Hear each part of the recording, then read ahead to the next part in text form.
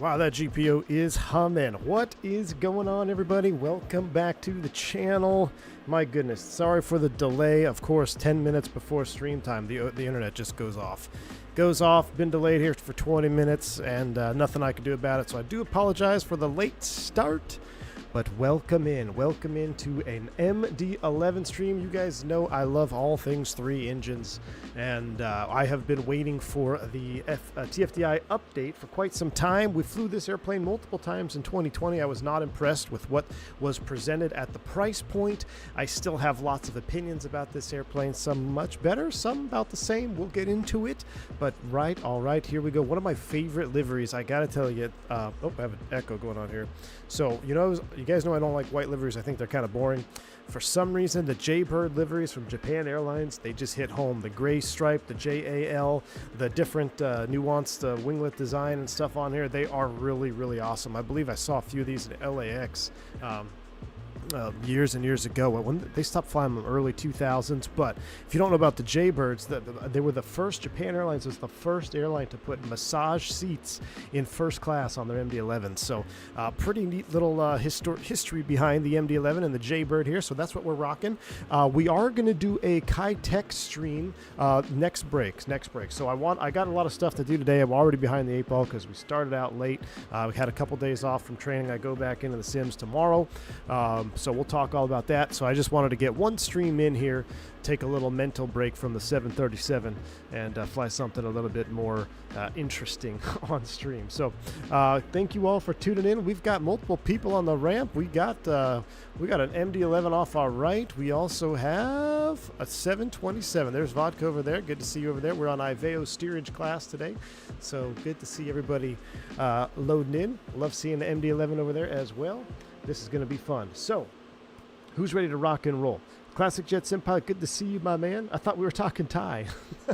Yeah, Jack Tuk Thai. Very well. All right, let's hop into the airplane because that GPU out there is very loud. So we're going to boot it up. I'm going to skip the shout-outs because, like I said, we're already behind the 8 ball, and I'm meeting the missus here for a little afternoon coffee, and we're going to do some stuff around 1 o'clock. So shorter flight today, but it's going to be a fun one, and I hope you guys are ready to rock and roll. So first and foremost, I do have my WindWing stuff bound up here, which is pretty cool. I'll be showing you guys that for the MD11.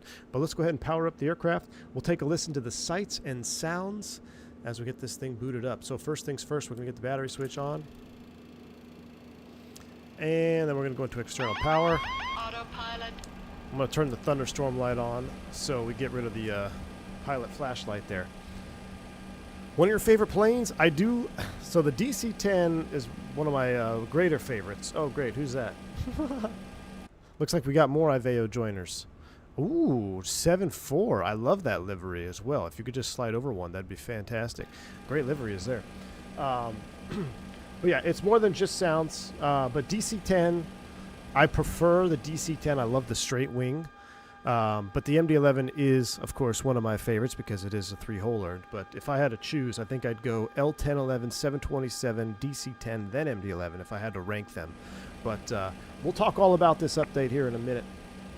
Let's get this thing fired up and ready to go, and then we'll be able to sit back, chat, and sit back, relax, and enjoy the flight. So let's go ahead and get the ADIRS 1 on. We should get a fire test on this. There we go. All right, now we can go ahead and get nav 2, nav 3, external power is connected. Let's go ahead and juice up some of the panel lighting here. We'll get all this turned up bright. Turn off that thunderstorm light. We'll get this light on here. We'll get this light on here. Excellent. Let's come on down here. Let's go FMC. We'll pull this sucker out. L1011 coming from INI. Cannot wait. That is probably the L1011 and 7.4 Classic from PMDG are my two most anticipated releases of all time in all things flight sim. So I'm very excited. I'm excited that we have the MD11 in 2024. Now, you guys know I actually went back to fly X-Plane 12 for a while just because I needed the MD11. I really love the rotate. There's some things that the rotate still does really, really well. We'll get into it here on our cruise up to Tokyo, actually.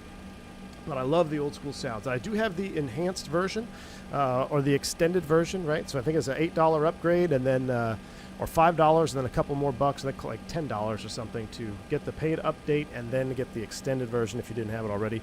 The extended version includes some maintenance items and things like that. So we'll get into all that stuff. FMS has some inconsistencies, animations missing, realistic timings, 8 cars, can't even fetch the weather. Yep, same. A bit on the dark side here, expected for almost $100. McAllen, hold that thought, my man. I'm right there with you, buddy. I'm right there with you.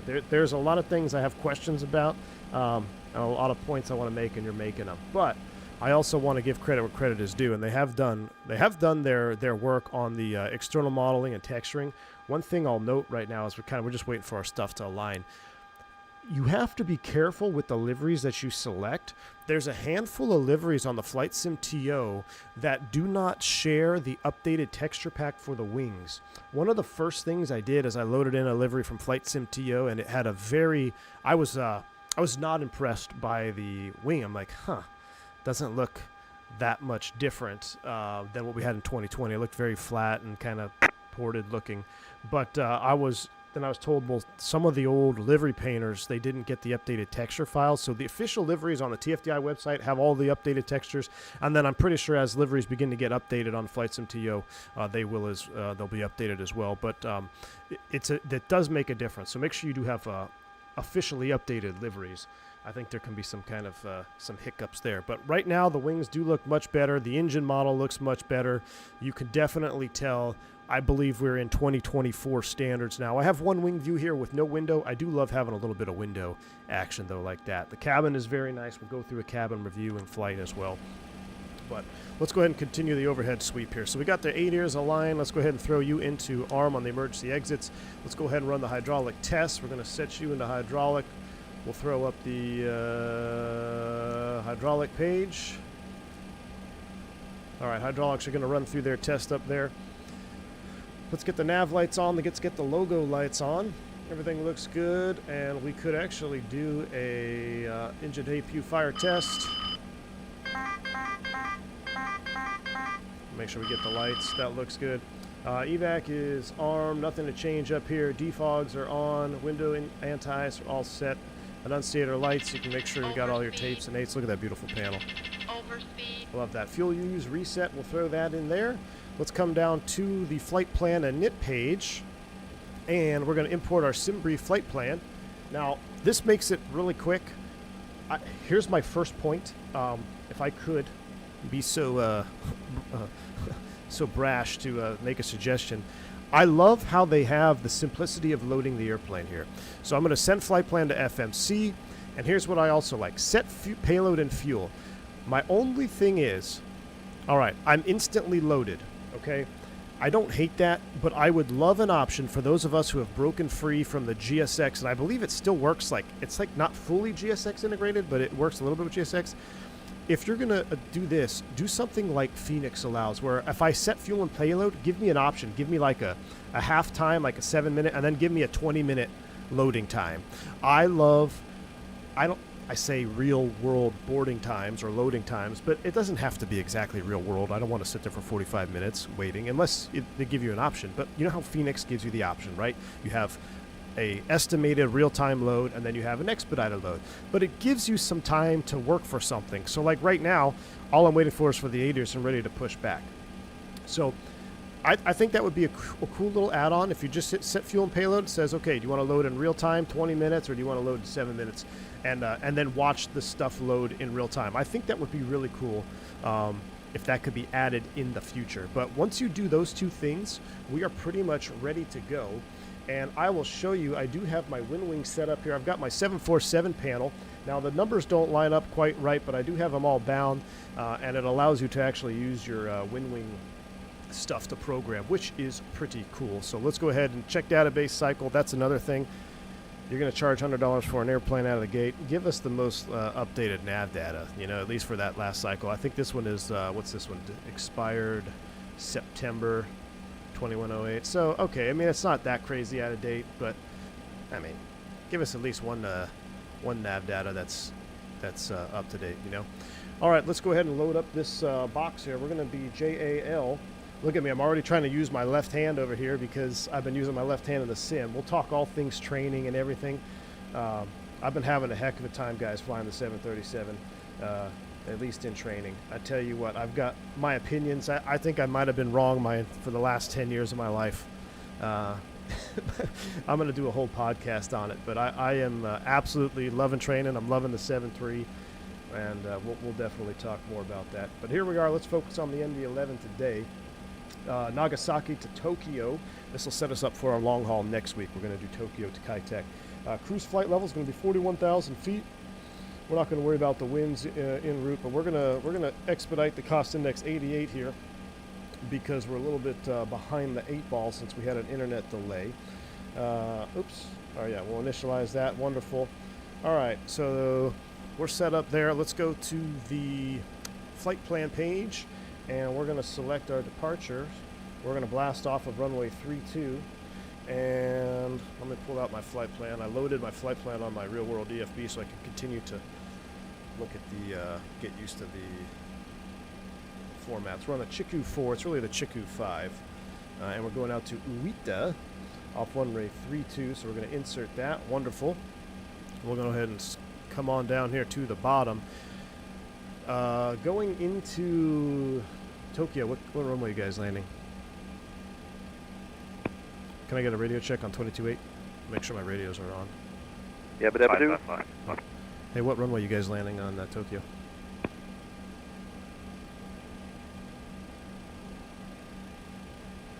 I'm going for 3-4 right. All right, 3-4 right. Let's do it. Maybe 2-2, maybe 3-4. I don't know.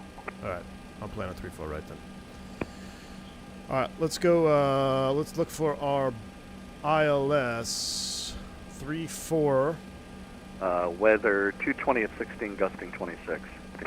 Okay, let's land 2-2. 2-2. ILS 2-2. We don't actually have a star, but I'm going to insert that full procedure. So let's go plan mode, and we'll skip through this here. Now we'll come all the way down. So it's going to take us out to Nexus. We're not on a star, so after X-Ray Alpha Chimichanga. After X-Ray Alpha Charlie, we're going to just self-vector ourselves on the downwind for 2-2, which is fine. We don't have any ATC online, but that's the plan right now. We'll plan on 2-2 going into Tokyo and Narita. Let's go to the takeoff approach setup page, and we'll leave that right there. And while we do that, let me get the view set up. Let's take a listen to the APU spool. We'll spool up the APU right now. I already hear someone spooling up. Look at that. All right, so here's the APU. We're sitting underneath it. Let me go ahead and fire this sucker up. We're on Iveo today. Yes, we are. Do you have MobiFlight? Yes, I'm using MobiFlight to load up all of this. Correct.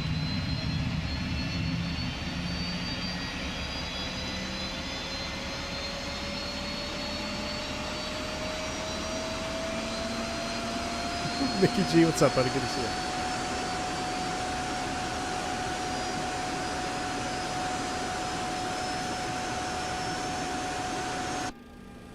All right, APU is coming up online. With the APU coming up, let's go ahead and run some perf takeoff. So we're going to go to performance. We're going to plan runway 32. Now, I can never get the weather information, and I'm not sure why that is. So I'm just going to zero it out. The temperature is 17. Nagasaki traffic, Lufthansa Cargo 2013 Heavy, taxiing runway 32 via Papa Tango 1. Nagasaki traffic. It's actually 11 and 3003.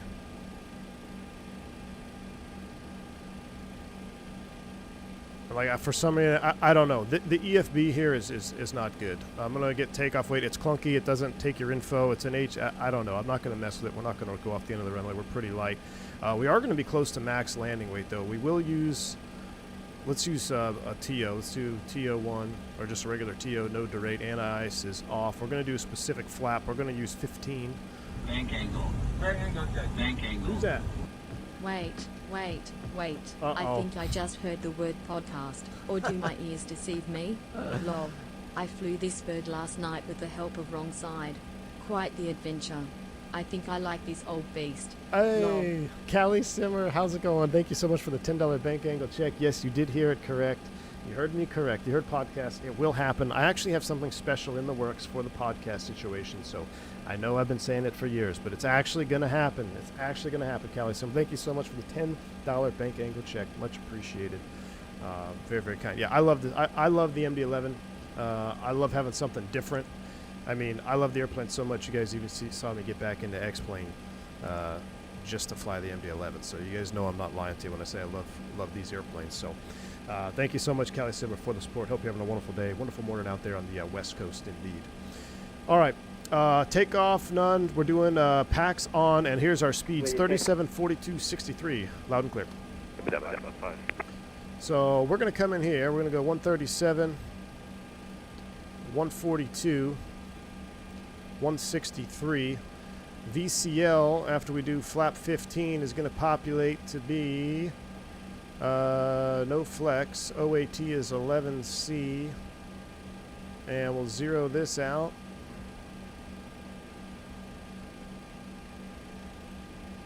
I don't have a... What don't I have? Oh, do I not? Why don't I have my perf data for takeoff? That's interesting. Okay, let's get the APU air on. APU air is coming on. No smoking. Seatbelt sign is coming on. Why aren't my VCLs populating? Flaps 15 is set there. 37, 47, 63. Did I not finish the initial perf? Oh, you're right. Duh. Forgot the whole second page, guys. All right, we got a a block fuel of 46.5. Weight and balance add. We'll do that. Clear that out. We'll level off early. Takeoff weight CG and the zero fuel weight CG. We're gonna bring all these in. Duh. It helps if you go in order, rookie. All right, 500 pounds for taxi. Block takeoff gross weight 446. That's gonna be below our max. I'm going to scroll all the way down to my performance calculations. Alright, takeoff weight is 445.1. We are Yep, that checks. Let's see, what is our max for the runway for 14? Is, yep, 57. Yeah, so we're well below that. So we're good to go on the weights. That looks good. Fuel dipstick, we're going to clear that out. Now let's go back to this. VCL of 239. So I always forget how to set this. I'm going to go... We're going to leave it at 250 because VCL is below 250. So we've got our speed set 250 in the window. We'll set 410 on our top altitude for now. We're going to go ahead and arm the prof. So we're going to go VNAV and LNAV. We'll arm that here in a minute, I guess. And up to the overhead. Let's go ahead and disconnect the external power. Get a barrel ref. Oh, my emergency power switch. Oh, should have armed that. All right, so we are just about ready to go. All right, flight quarter, door, and mid-door. Wonderful. All right, throw you back on the engine page. Gate 9. We'll get ready to push here. So let's go to services. We'll close you. We'll disconnect. We'll remove the wheel chocks. Make sure the brake is set. It's not. Brakes are set. RTO. We're going to set our stab trim here in a minute. And Nagasaki traffic, Japan Air 357, pushing back off gate 9. nine. Nagasaki NA 646, we're going to taxi to the holding point. Get out of the way of that. All right, Alt P, brakes released, ready to rock and roll. All right, so we'll set our runway heading up here, 32-ish. 326 is set.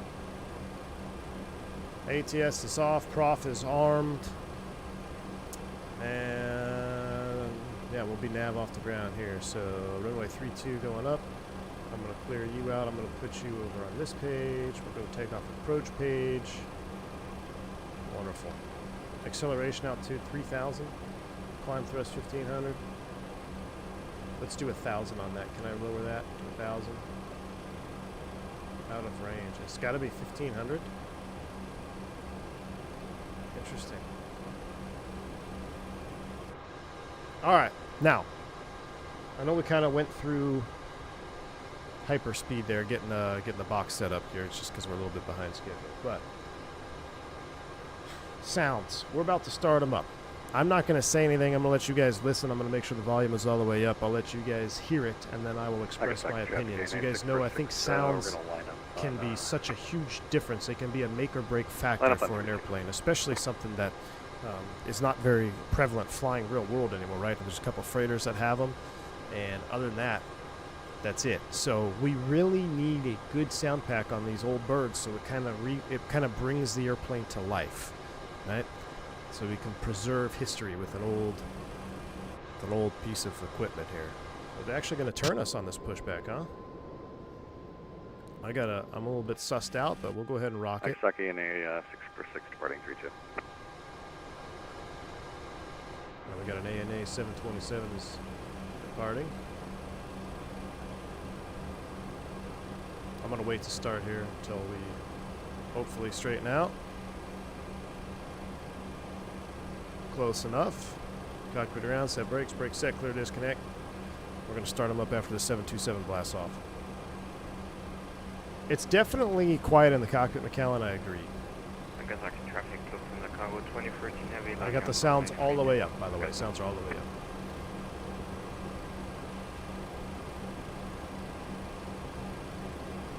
It looks like he's kind of struggling to get going there. Oh, lag. There he goes. Must be a lag spike. That's interesting. There he goes. Alright. Let's go ahead and spool them up. We're going to go, let's see, it's the 15th, so we'll go ignition and B today. Packs auto cut out. Starting 3.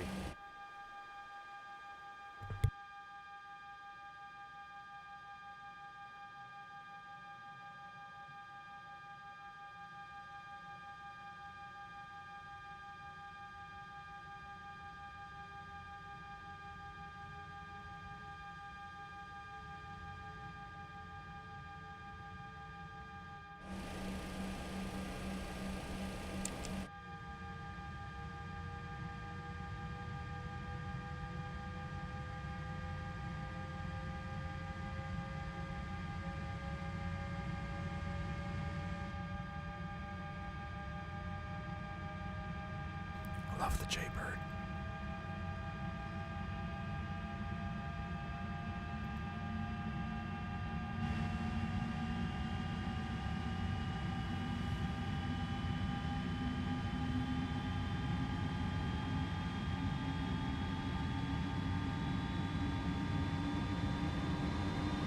Nagasaki traffic close from the cargo 2013 heavy departing. Tutco, thank you for the $5 super chat. Hey V1, hope the training is going well. I'll be learning the MD11 tonight and Learjet 35 A340 this weekend. Too many planes, too little time. My man.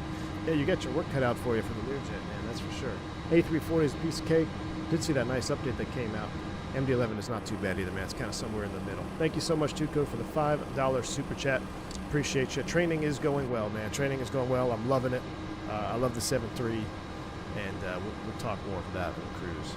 All right, as far as sounds are concerned, first off, I'm struggling to find any like good audio of MD11s from the passenger wing view starting up. So I can understand where references are kind of hard to find. I almost feel like the sounds for start, they seem to me like they are somewhat more on the realistic side of things, because the videos that I find are very quiet of the MD11. Like the MD11, the videos that are available on YouTube from the passenger side of things, they're not super pronounced. Now, I think if we get a little bit more bass, and there's two ways to go about this. You either, in my opinion, have to have a sound option in the EFB where you can yourself elect to increase the volume of certain things, or I think they just need to be go all out and be enhanced around the board. Now, some people prefer enhanced sounds to encapsulate I guess simulation effect, right? Because we're on a PC. That's where I sit. I like having something a little bit more cinematic, if you will, to help kind of bring the simulation to life, because I'm not sitting in the cockpit. I don't smell the airplane. I don't feel the engines vibrating. We don't have all those other senses going off, right? So I think the best way to go about that is to actually have a sound option in the EFB where I can then come here and say, hey, I want to crank the engine sounds up. I want to, I want to turn down this sound, but I want to turn up these sounds. Even though it may not be that how it is in the real airplane, I want it in the sim. Now, the best analogy I can give you is the Rotate MD80. The Rotate MD8, not the Rotate, excuse me, the Leonardo MD80 in 2024. With default sounds, I don't want to fly the airplane. With the immersive audio pack, I have a hard time not flying the airplane. All right? So, it sounds to me can make or break an add-on.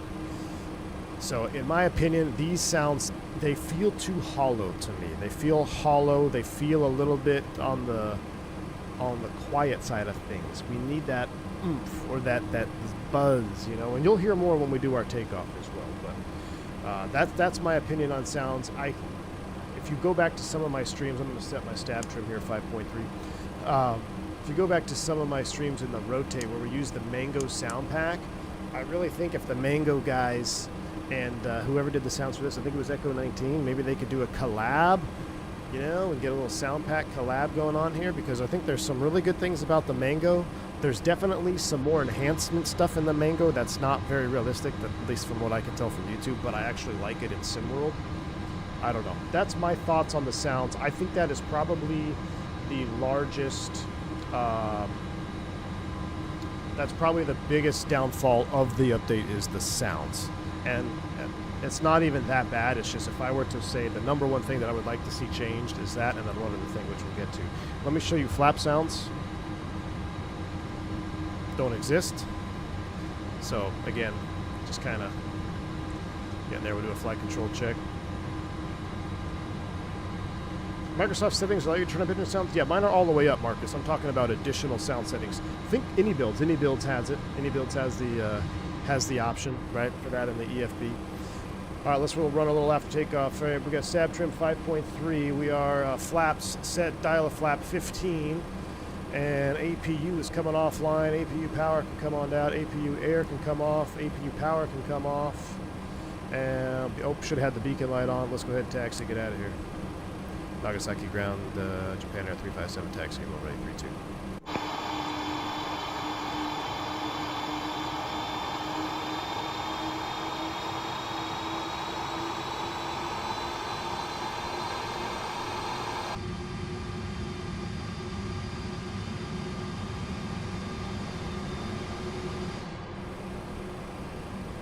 Flap sounds frustrating. TFDi had really good flap sounds early on. They went by after an update, not sure what happened. Classic Jet Sim Pod. Okay, I thought I was going crazy, but I wasn't sure if I was just mixing up old airplanes and different sims. I could have sworn there was flap sounds early on. So it very well might be a bug, Ron. Very well. But here's the thing. Go look at MD11 videos on YouTube, and there's nothing, at least that I've seen, that says, oh, this is super pronounced sound and it's super loud. It's really not. The MD11 was a very, at least from YouTube views and stuff, it seemed pretty quiet. It seemed like a pretty comfortable cabin, especially, I'm sure, as you get up front, you know, first class. Although, I mean, you still have wing-mounted engines. It's not quite like an MD80 where it's dead silent up front, but I don't know. I just feel like it's lacking in the sound part. That's really what it boils down to.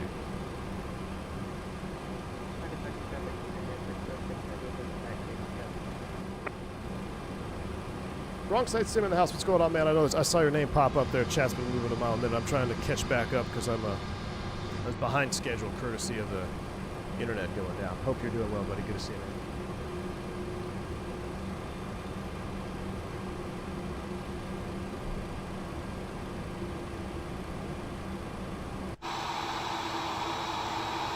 I love that Japan Air 74 back there. That is beautiful. 744. The engine's wings are pretty... They are. I mean, if you look at it. But, I mean, it's... You know, it's not going to be MD-80 quiet zippy, but that's what I'm saying. You know, the MD-11 is pretty comfortable from a passenger standpoint. I know I flew on MD-11s. I can't remember what it sounded like. I have more memories of the L-1011, to be honest with you. ATA L-1011. That's what we need. I need Whiskey Throttle to get his ATA liveries ported over to the new update. I remember my first L-1011 flight like it was yesterday, man. Probably because it was my first like real wide-body experience. Oh, Elena Zane, that's supposed to be a 742? Even better.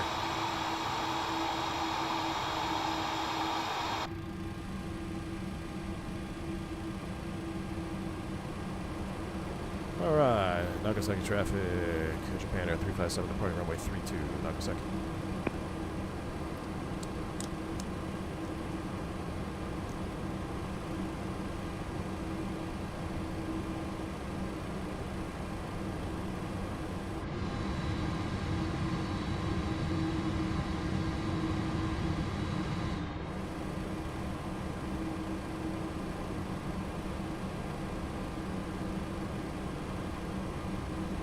All right.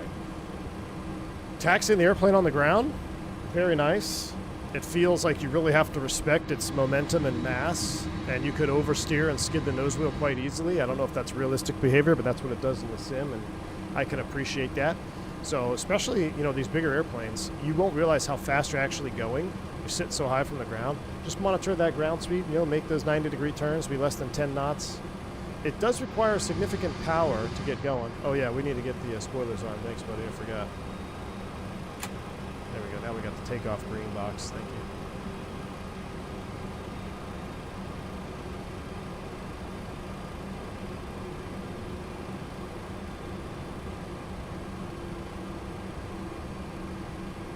you. Turkan, what's up, buddy?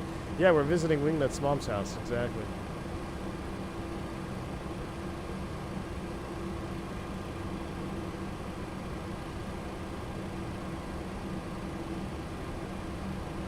All right, we are ready. And Nagasaki traffic, Japan Air 317, roll on runway 32. Okay. So, I'm going to go prof arms. We're ready. You guys listen to the sights and sounds of the takeoff. It's going to get very busy for me because we're taking a full power takeoff. We're relatively light, so it's going to get kind of sporty. I'm going to fly the airplane. Get those yogas in chat. Take a listen. Here we go. Hit the like button, too, while you're at it.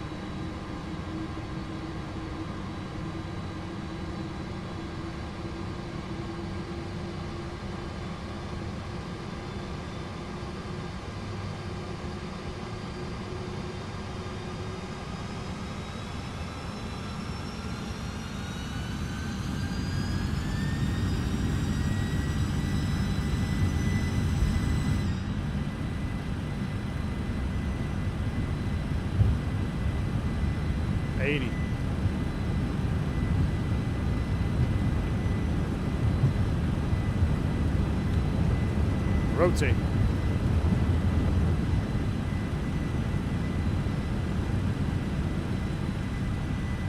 Positive brake, gear up, fly.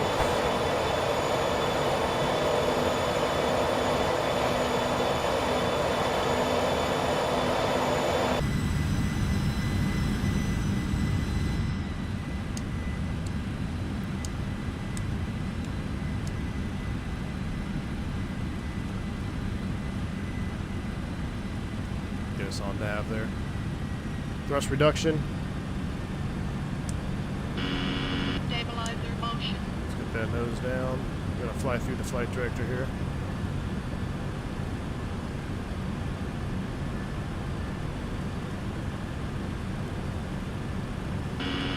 Stabilizer motion. Quite aggressive. Alright, flaps retraction to slats.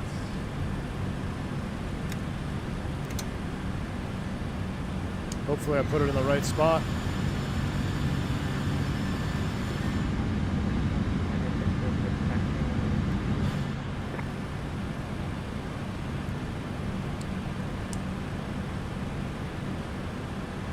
Slat retraction's going green. Clean it up.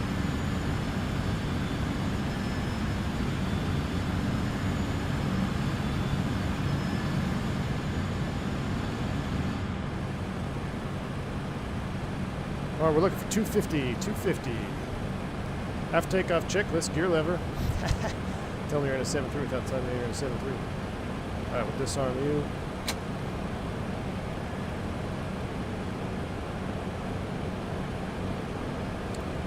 All right, we got a bank angle check to the right coming up.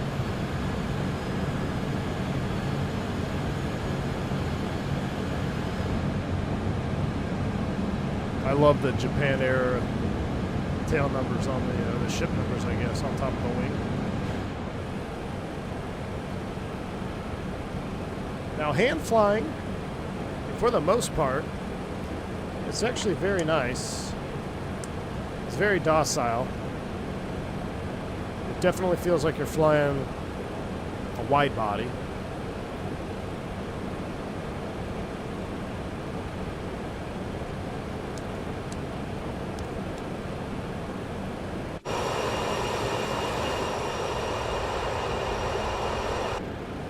But from the sound perspective, I'm going to go ahead and turn my sim down now.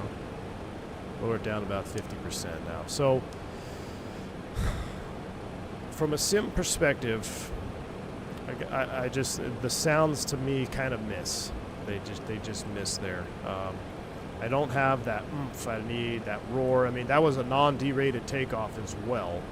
So it doesn't get much more open than that. I didn't quite see the EPR there on TO. It is pretty good. It's pretty high up. Increase the range here a little bit. All right, coming through 10. Sandman, you hear very little difference between GE and Pratt. That was going to be my next question. I've only flown whatever these engines are. These the Pratts? Yeah. So I don't know, does the GE sound any better or not? Or is there a difference in sound? So I've only messed around with this particular engine. Now I will say that Vodka has he's dialed in the profile for the MD11. I had to make some serious adjustments to my force feedback profiles after getting some hands-on experience in the sim with just the 7.3. I can only imagine the MD11 is similar in terms of, you know, control column forces. Lot more firm than I had initially planned on or thought about.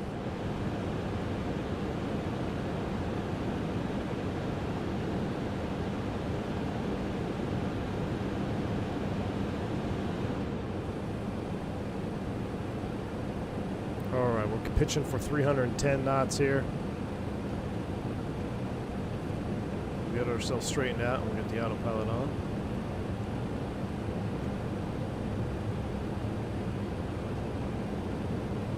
Sam, yes. Well, so this sound is definitely updated from the previous version in 2020. I can definitely tell there's an update in the sounds. That's a beautiful view right there. Like, I'm fine with the wind noise and everything. It sounds pretty believable to me. Oh, we're supposed to be 310. I'm going to 330. That's kind of why we blew past that turn there.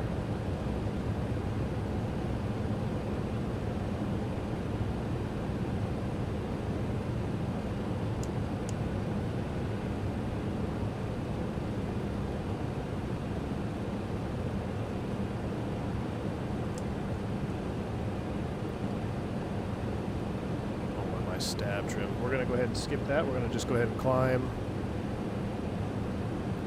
all the way up 410, and we'll go ahead and get Command A on.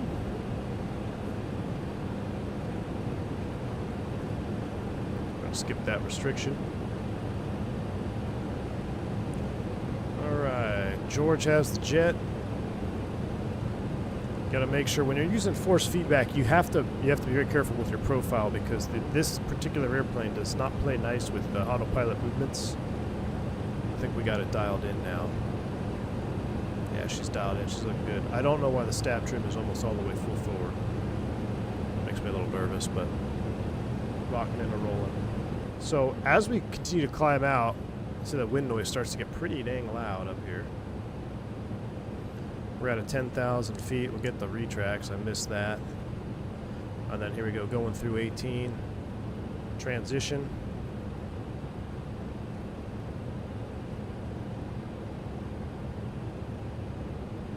Full standard. Standard set. We get the rest of our lights. All right, we'll get the logo light off. And then we'll do a ding 'em, we'll ding 'em. You're now free to move about the car. Well, get those smoke 'em if you got 'em's going. So I don't know. Sounds are, to me, one of the biggest drawbacks. While we're on that, we're on the negatives. We'll get the negatives out of the way, then we'll start going on the, go to get some more positives. One thing that I noticed, and I'm sure we'll notice this in the, pull these back so I can see them in the view here. One thing I noticed, the aircraft, if you are in a pitch for speed mode, it is extremely aggressive in its pitch. So it will throw you 10 degrees nose low, if not more, trying to pitch for a speed. It will also throw you in climbs of excess of 10,000 feet per minute. Like if I were to take command of the speed here, select speed, pitch up. I don't know if that's realistic behavior. I highly doubt it, especially a 10 degrees nose low pitch attitude. But it happens very aggressively. I think if it could be smoothed out a little bit, that would be helpful, especially if you're like trying to work your way down a complex VNAV arrival or something and you got to dial the speed back. It's almost better to be in vertical speed mode and kind of work it yourself. But that's one thing you really got to pay attention to is the pitch adjustment.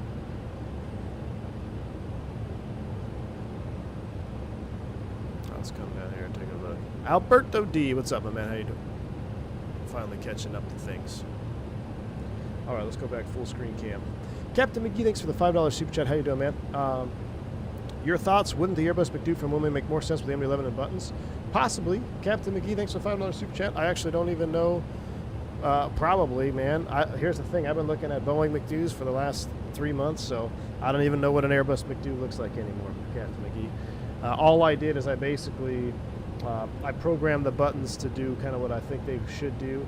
And the main thing is I've got all my letters and I've got all my numbers and my line select keys. You know, if I want to come down here and select prog page, I will. You know, I'll look at that, whatnot. But as long as I can type on the McDo, I'm happy because I know it's not an MD11 McDo. And I don't own the Airbus one. I just have the 747 and the old school 73. You're aware you can disable autopilot hardware override off? I believe so, right? That's this feature over here, which is already off.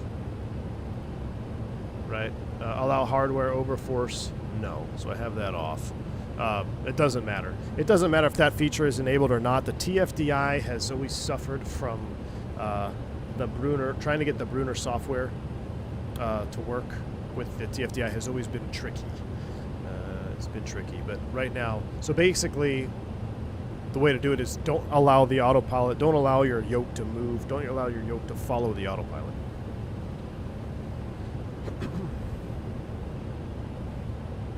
Captain, what do you think about the lighting in 2024? I'm no pilot, but it seems too bright at sometimes, like on the ramp at night. Thoughts? Hey, it's Jerry. What's up, man? Yes, so the lighting in 2024 is really good over the cities and stuff I like, but airport environment lighting is still kind of blown out. The lights look a little bit too big. If you want to see realistic airport environment, X-Plane 12 still owns the night when it comes to aerodrome lighting operations. The reflections, the way the lights lit up in the cast light, it's actually superior to Microsoft 2024. Especially taxiway lights, edge lights. So in X-Plane 12, the bi-directional taxi line centerline lights actually are bi-directional. You can only see them when you're going at them or away from them like you're supposed to. You won't see them from the sides, which is pretty cool. It definitely has a better lighting engine around the field. Now, I do think the cities at night, the way the lights cast the light pollution up into the clouds and stuff in Microsoft 24 is really awesome as well. But as far as the airport environment, yeah.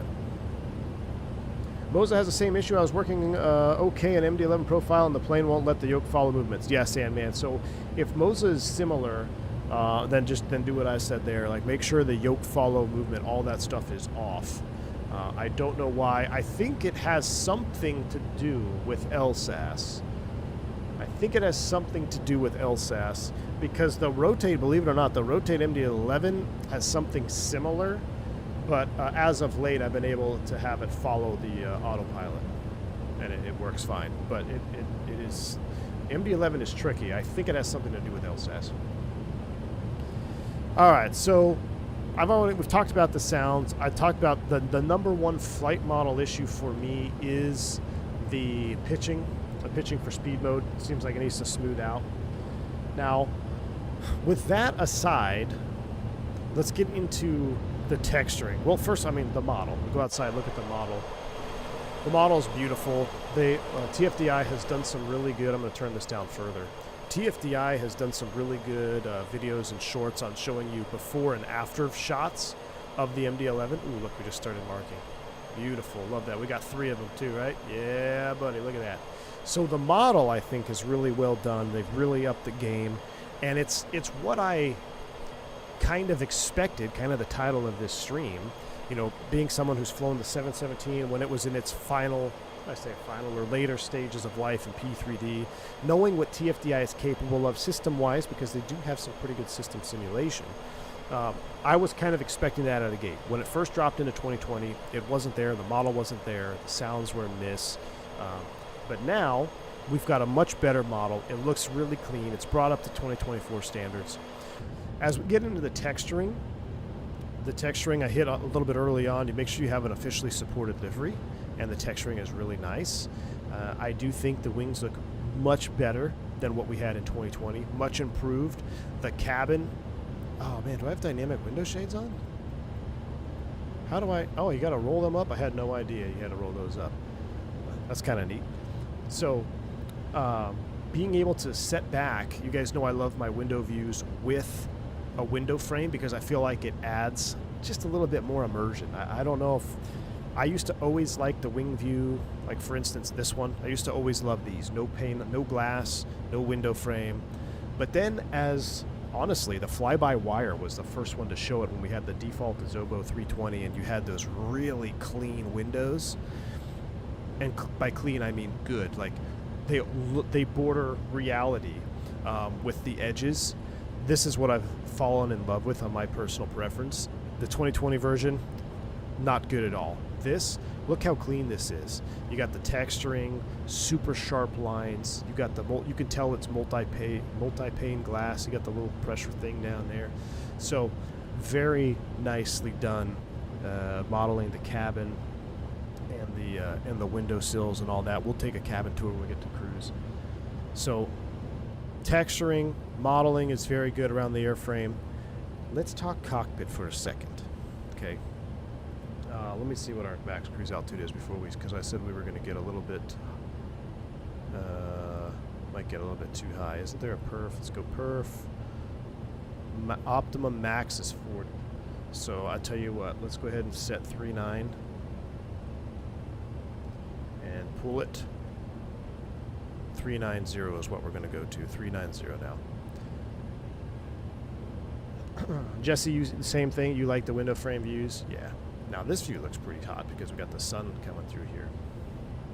V-Pilot design, what's going on? How to make my own bi-directional taxi center lights for Skibo.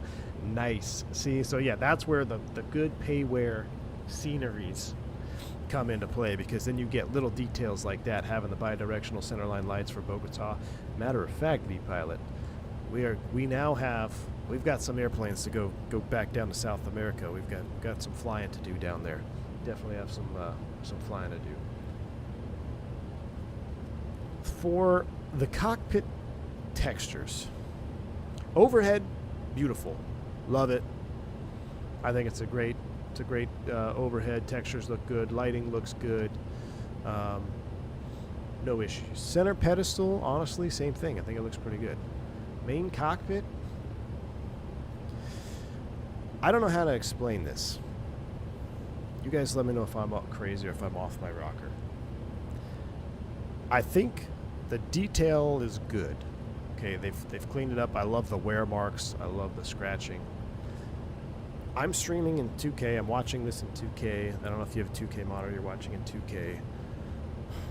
There's something about this particular cockpit, and I don't know if it's the shades of color or the LODs. Like, it just doesn't pop to me.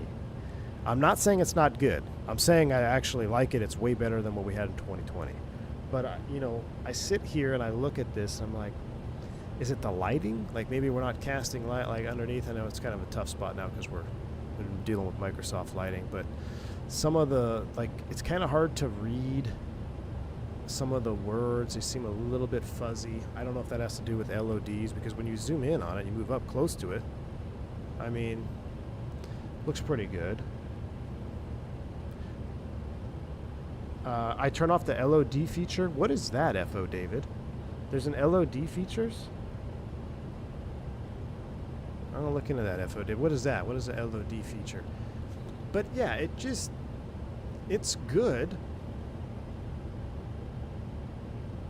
You got the CRT screens. It just needs, I feel like it's lacking depth. Now, I say this, you know, respectfully, right? Because I could not do this. I couldn't get it. I mean, I think what we have is really good and it's well improved. And for the, you know, small upgrade fee, where's the outrage? I think it's well worth it. I'm not bashing it at all. I'm just saying I don't know what it is. It's just I sit here and I'm like, it's just not. It's not. It doesn't have the depth that I thought it would have. So that's really all my. That's really my full review of the airplane. We've talked sounds. I think the model is really good. The sounds lack. There's some, you know, pitching for speed characteristics I think need to be smoothed out. And then the cockpit, it's good. It's good, but yeah, just doesn't pop. I don't know why. I thought it was my monitor. I thought it was, you know, looking at other screenshots. But either way, am I happy that I have it? Yes. Do I think it is well worth the price? I do. I do think it's well worth the price. I'm happy. Performance. Let's note on perf. Frames for me. Now remember, performance is always, it's a touchy subject because some people's computers kick ass. Some people's computers, they're good computers, but certain things just don't run well. For me, this airplane is one of the heaviest airplanes I have in the sim. Right now, I'm only getting 50 frames. This is with auto FPS on. I know I'm streaming. I know where it comes. Oh, 50 frames. That's great. Yeah, it's good. In the cockpit, I'm getting 48, 49 frames right now. In the likes of, say, PMDG, the Fenix, I'd be 65, 70, 80 frames easy.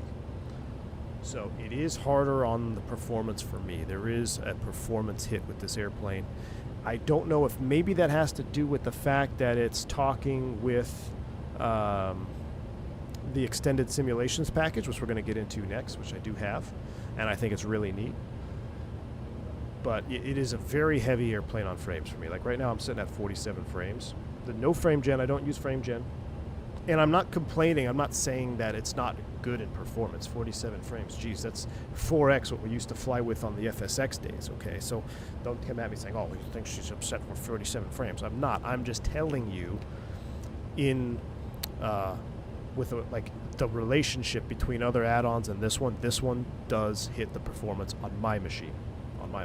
So maybe if you typically have 40 frames and you get the MD11, you should expect maybe 30 frames, maybe slightly under 30 frames. It just kind of depends. I will say that this is a heavier airplane on performance. But I don't have any issues with it. I've done a couple flights. We'll see how we go into Narita. I mean, that's a pretty heavy scenery right down there in Narita, so we'll see how the approach is into there. On my home PC with my 3090, I have to run the low LOD cabins. I do like that option. That is an option. You can use the low LOD cabin where it gets rid of the cabin, and it's empty back there. There's nothing going on. I love that option. I think that's a great option. I think I kind of wish more airplanes had that option for computers that aren't quite up to the most recent standards. You can squeeze out a few more frames that way. But yeah, my home PC, which is an old i9 and a 3090, I can run the full LOD cabin, but it's not enjoyable. I gotta go straight at low LOD, and then I got a pretty smooth performance. But yeah, no, I don't use frame gen. Remember, I have the AMD, the fluid frame thing, but I don't use it. I think I don't know. I like the way the planes fly without it, if I'm being honest with you, man. And with Sim Update 4, I really haven't needed to use anything. No performance issues with anything. You can see as we move through the cabin up here, it's pretty smooth. Every now and then you'll get a stutter as you go through all the seats. But just wanted to make that note. The screens don't look backlit and they aren't bright enough. Yeah, for you talking about the CRTs up front, Jeremy, yeah, there's something about them, Jeremy. There's something about them, right? In Trijet, someone said that only has 2 thrust levers. Does it make more sense to bind 3 to 2 or 1 to 2? Marcus, I would bind your left engine and the center engine, 1 and 2. I would bind those on 1, and then I would bind engine 3 separate. So, or your left wing, however you do it. Yeah, it doesn't really matter if you do left in 1 or right in 1, but you want to have all 3 bound for sure.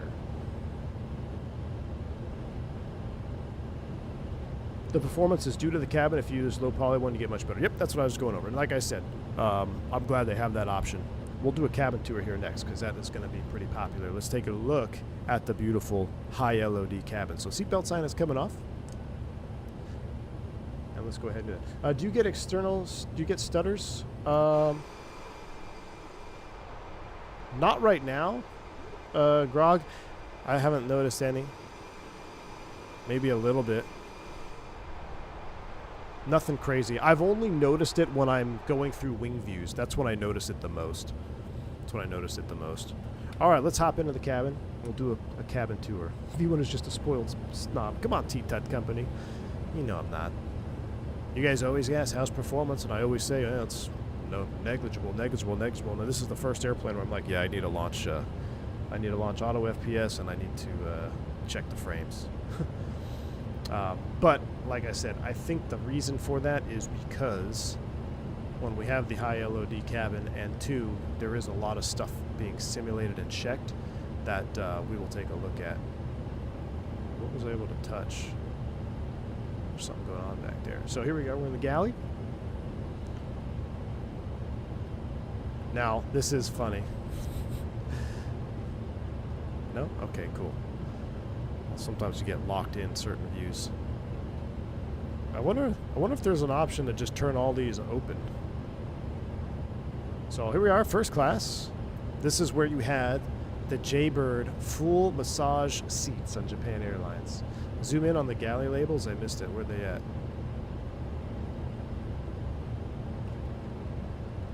Oh my goodness, look at that. Granola, pineapple slices, cheese steaks, 20 cheese pizzas, 80 Hong Ching Chuang, Costco hot dogs, yummy. Where's the kimchi? Oh, that would be Korea. All right. Pretty neat.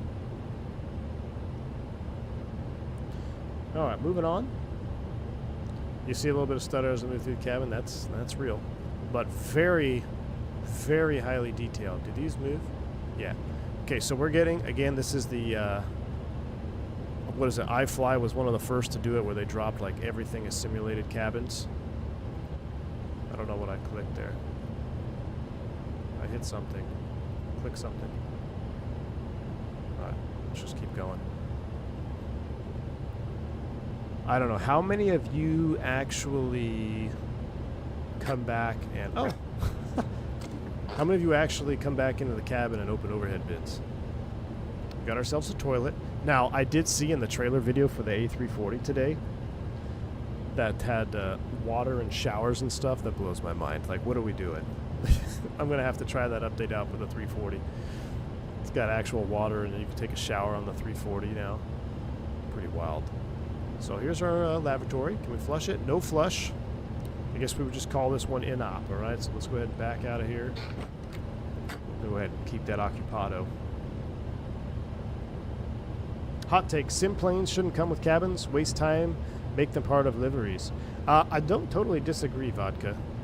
My idea with cabins, I think you should have a highly optimized cabin, but I don't need anything else. Like I don't need movable overhead bins. I know we always come back and do the toilet check. I love that. Do I need it? No. I think those would be things that should be added at the very end of development, like if you have spare time or in an update, but focus everything on optimizing everything.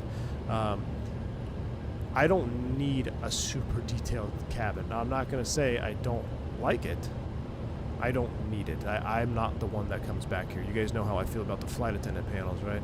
Can't stand flight attendant panels.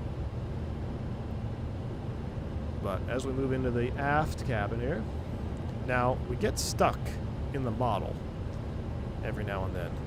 That is I don't know why that is. I feel like that's any developer who developed P3D or FSX, whenever they bring an airplane to Microsoft 2020, 2024, you always get those collision issues. Even if it's a native update for the sim, however they do their modeling and developing, they do something where you get stuck. It's a beautiful view right there. Love that. Bo Nix Hero says, looking back at the old streams, the Throttletek Cockpit looks brighter, sharper, more vibrant, and stronger contrast, and more cinematic. The TFDi looks darker, softer, flatter, and more muted. That is a great way to put it, Bo Nix. I actually did the same thing. I looked up my LAX stream when we did the night takeoff on the Rotate MD11. There's something about the vibrancy and the sharpness and contrast that made it more cinematic. I agree. It looks more cinematic.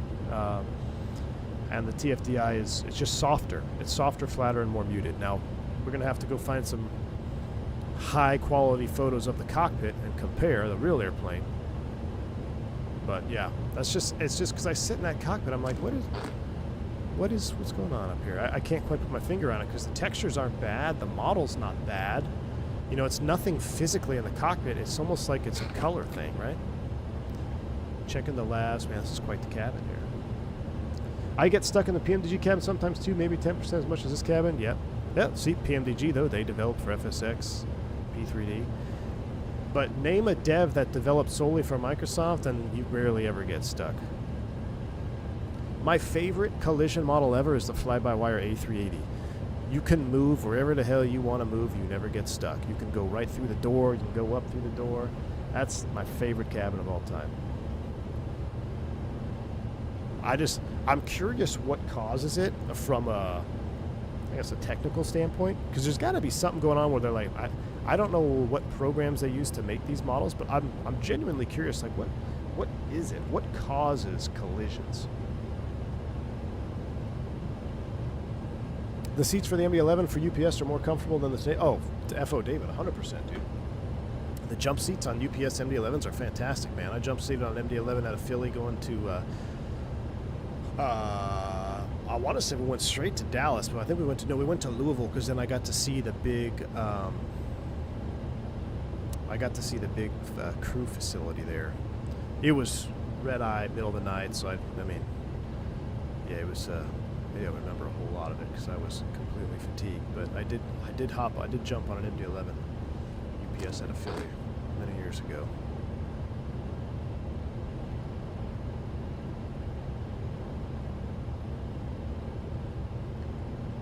All right, moving up. Ooh, here's our cabin calls. Overhead entry. Please word and call. Attendant call station. Now, what is interesting, I think for you cargo fans, you really like this. The doors are simulated correctly, like you have to hit the right buttons and everything, which is kind of neat if you want to come back here and, you know, close cargo door, things like that, and you want to come back here and play flight attendant, you can do the flight attendant door arming, disarming training. So attention to detail, right? These are all little details. Does the mirror in the toilet actually mirror toilet? No, it mirrors something outside. All these ovens are 50C. Every one of them is 50C. But I mean, it's high quality. See, we're stuck. What am I stuck on? Why am I stuck? I'm stuck. There we go. Get out, get out, get out, get out. Get out, get out, get out. Ooh. No. That's not our actual position, is it? No, because we would be landing. We're going in. We're going to Tokyo. That's pretty cool. When your package has arrived, when you open it, you will see it is a little too late. Oh, really, T-Tut? I'll have to go check, man. I'm at the HQ today. I'll go check, my man. Thank you so much, dude. That's a green dot screen if I've ever seen one. We're going to have to watch our green dot screen up here. I thought that was actual position. That might just be added from the livery maker. Belt loop got stuck in an oven latch. Oh my gosh. Here's the other thing, guys. No one told me about the 737 that you're going to lose all your belt loops. Freaking fire extinguishers collect. It is a tight cockpit, y'all. It is a tight cockpit. Look at this. I love these details from livery creators like this. Look at the menu. What are we serving today? What are we serving? Starters. Choice of buttered sourdough or toasted English muffin with a slide of fruit jam, cream cheese, or an avocado milk. Light morning kale and arugula lettuce salad topped with tomatoes with any dressing of choice or either ranch, blue cheese, Caesar dressing, French dressing. For the main course, English-style breakfast, 2 slices of grilled tomatoes, 2 eggs, sunny side up, baked beans. Oh my goodness, make myself hungry. 3 pork sausages, not 2, 3 of them. And an option of toasted bread. My goodness. Latte. Where's Callie Simmer? Let's get her latte. Yep, I saw latte on there. Very cool. These airplanes capture the vibe of when flying was more than just how much money can we squeeze out of this airframe. It was about the experience. It was about class, you know, first class. You had these wonderful meals, service. Hard to find nowadays. Now, I don't know how it is in Japan still. I've never flown Japan Airlines, so I don't know how it is, but it just reminds me of that era when flying was a luxury and not looked at as a privilege. People showed up in pajamas. Anyway, all right, there's our cabin tour. You guys want to see anything else? No? Why does this one say 11 on it? Oh, it's just a... How do you think the cabin compares to the PMDG 737? I think it's very comparable. I think the PMDG is more optimized. I think the PMDG is definitely more optimized. But it's pretty comparable. Pretty comparable. All right, back into the flight deck. Where's the flight engineer? Don't have them anymore, right? Got rid of them from the L10, DC-10, so union's got to keep their job, so put the seat there. Cool little jump seat. I think this will have to be our green dot. Where are we going to green dot from? We have to figure that out. All right, back into the cockpit. We are... Take a look at our progress page here. 291 to go. We're looking good. There's some funny references on the flight deck door. Let's take a look. Captain Simple, what's going on, man? Good to see you. Says, how was your Boeing training compared to the cup of coffee sim? I tell you what, there's a lot of things in the sim that PMDG's nailed, man. At least the sims that we use, I've seen some very similar behavior. So PMDG did a great job. I mean, I always felt that they did, but it's... here's one thing that's interesting to me. So I don't like, you guys know I don't like glass in the sim world. You know, if you give me an option between the Max and the NG, I said I want to fly the NG. So I've been flying multiple sims. I've been flying NG sim and the Max sim. There's something about the Max in real life, at least in the sim, it just is different. That I actually really enjoy those screens in the Max. I feel like there's a lot more... I don't know. It's not more capable, but it just feels like you have a lot more at your disposal. You have the huge MFD, so you can get your VSD there. You can put your weather up on top. A lot of cool. I don't know. That's what kind of took me by surprise. Is I enjoyed sitting in the Max looking at those screens more than I thought I would. The NG is still epic though. Closest I'll ever get to a 727. All right, what do we got here? Walter White, Walter White certificate. Boeing commercial airplanes. I wonder if this particular aircraft is still flying at UPS. And didn't a lot of these go to UPS? Very cool. A lot of detail on this stuff here. A lot of detail. All right, let's go outside. Walter White. Let's find ourselves a good external model view.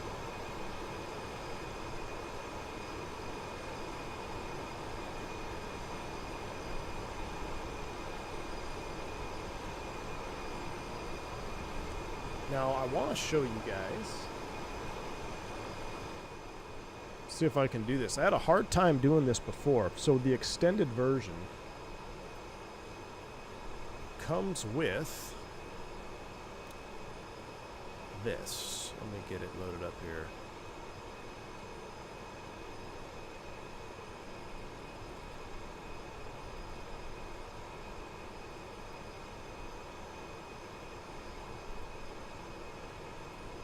Will you work this time? Ah, good, it works. All right, good. Interesting. Like before, it wouldn't register as its own program. Now I don't know why I can't get it. Why can't I show you the full screen? No, that's not it. Huh? I can't show you. It's so bizarre. Can you see that? Okay, I think you can see part of that. So you have. This is the extended simulation part of the add-on. You can reveal failure status, which we're not going to do right now. I'm not sure what all these red things mean. Everything seems to be working just fine on the aircraft. However, if you do run into some failures, this is where you're going to repair it. This is where you're going to deal with your fluids, I believe. Oil filter pump failure, ice failure, oil leak. If you start leaking oil. So it allows you to have a feeling of ownership. I believe the red exclamation points are critically of that failure. So then everything, but see, then everything would be red. But maybe I haven't. Oh, it tells you how. Oh, I see. Substantial. Aha. Okay, it tells you how effective, or like I guess what the effectiveness is of the failure. Very cool. So I don't know. Is that popping up? OBS is weird. It won't let me show you the full screen unless I do a desktop capture, and then when I do that, my sim gets stuttery. So, oh yeah, these are substantial problems. These are catastrophic problems. There you go. Red kind of means land immediately. Orange is not as serious, not entirely accurate though. I got you. There you go. And you got like an AGS fault here, which is a nuisance warning. Okay, so very cool. But what I was going to say is, and it's actually cool, you can set this to your phone or tablet. You can scan a QR code. It connects to the sim, connects to the airplane, and it will allow you to get that feeling of ownership of the aircraft. I can hit this. Oh, you must be on the ground to maintain the aircraft. So I won't show you that right now. What does this do? Oh, it shows you the different components. So, I mean, it's pretty neat. It's not game-breaking, but I love the fact that we have a sense of ownership in airliners like this. You know, I think the FS Labs, you guys say I hate on the FS Labs all the time, but the FS Labs really well have really well simulated that ownership feeling of the aircraft, where I think to this day they're the only ones that has one of the coolest features that I've ever seen. And that is when you park the aircraft for your flight is done, and then you go do something, you come back the next day, you load up another flight, that aircraft will have simulated being flown throughout the day and the night by other crew members. So other things may become broken on it. You got to consult the tech log and maintenance. I think that is one of the coolest things I've seen in the sim world as far as pertaining to airliners specifically. Ooh, we got a center online. So this isn't quite that level, but I will say I appreciate what TFDi is doing with it. I like the fact that we have something to... Center ANA 646, level 330, actually ready for descent. You're on the wrong freak, Vodka. All right, 132.3.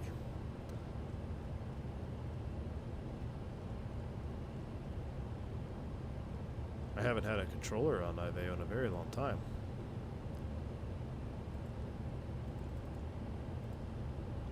Center, good afternoon. Japan Air 357 Heavy, flight level 390. Japan 357 Heavy, hello, Squawk 3675. Squawk 3675, Japan Air 357 Heavy. Hey! How cool is that? Real Japan ATC, my man. Toga Control, Japan Air 606 Heavy, flight level 350. That's gotta be that Japan 74. 606, hello, Squawk 6036. Pilot Edge Premium. AA Ron, yeah, indeed, buddy. Center, ANA 646, level 330. Honeycomb 646, hello, Squawk 6535, and check mode Charlie, please. How do I reset my cruise altitude, chat?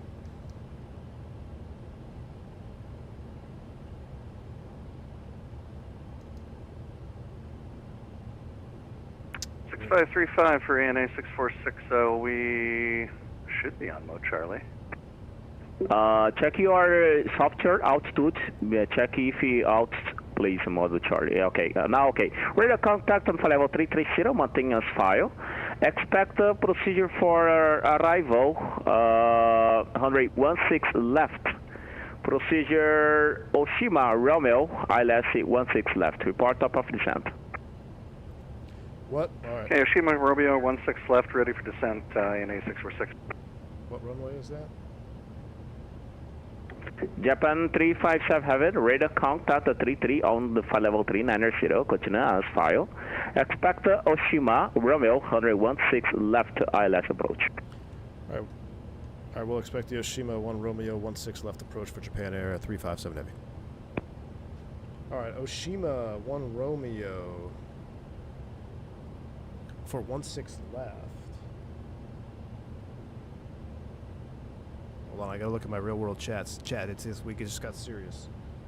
Japan 606 Heavy, radar contact 34 on flight level 350. Continue as file. Expect Oshima Romeo 116 left ILS approach. Oshima Romeo, no, I got it. Japan Air 606, Roger. Unfortunately, we're unable, our nav arrival. Ah, that's a 7-4 classic. That's epic. Okay, no problem. So expect vectors for approach ILS 16 left. Report top of descent. That's epic. The 7-4 can't do RNAV. It's freaking fearless. I love it. All right, I gotta find my departure arrivals here. So let's go here, star. We're gonna be coming up on the Oshima Romeo is what we want. So Oshima Romeo. Oh man, I hope I have it. Elemento. Did I miss it? N-O-P. Crap, I don't have it. Crap, I don't have it. Chat. We don't have the Oshima.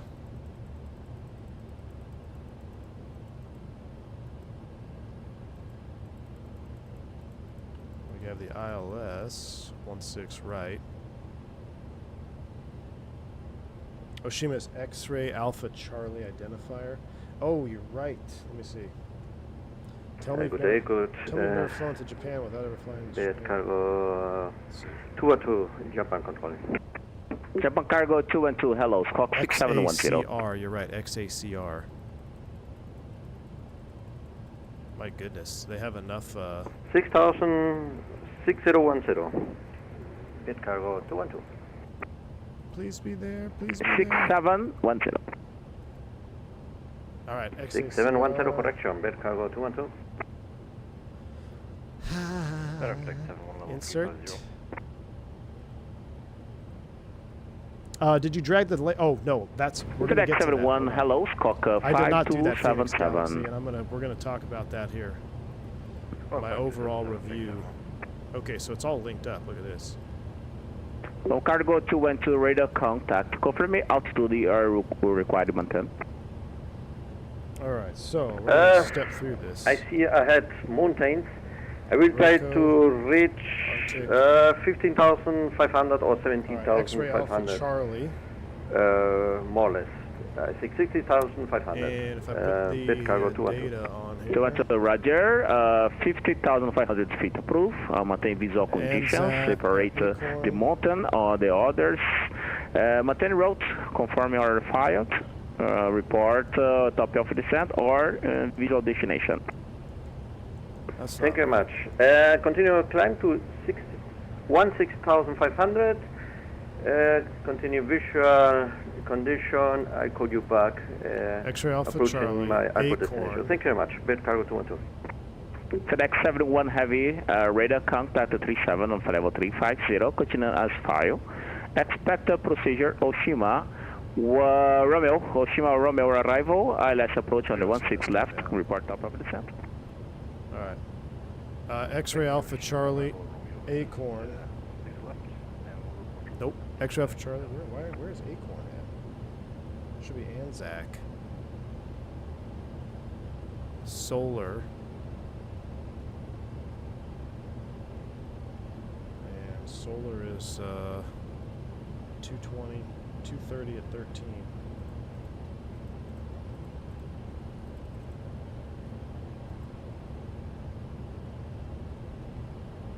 Scout.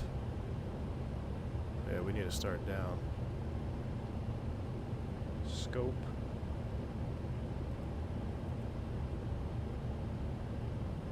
TR6. Yep. Newman. Yep. NORAC. TR671. TR672. Nurse. Neuro. My goodness. Alright, so it's all in there except after that one fixed. We're gonna have to fix this here. Center Japan Air 357 Heavy ready for descent. Japan 357 Heavy, clear descent initially 13,000 feet. Descend 13,000 feet to Japan Air 357 Heavy. For information, adjust chicane 1009er. 1009, thank you. Alright, so we're in a hold, idle, engines coming back, down we go. This is going to be interesting.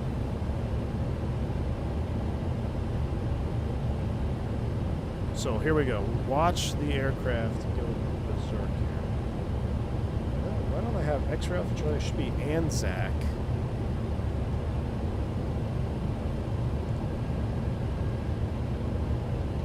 Where are we getting Acorn here?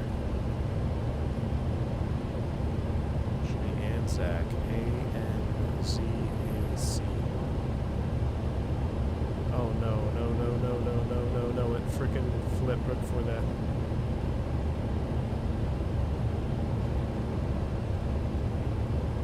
Anzac is way out there. That's not it. That's 630 miles. It's not in the box for some reason.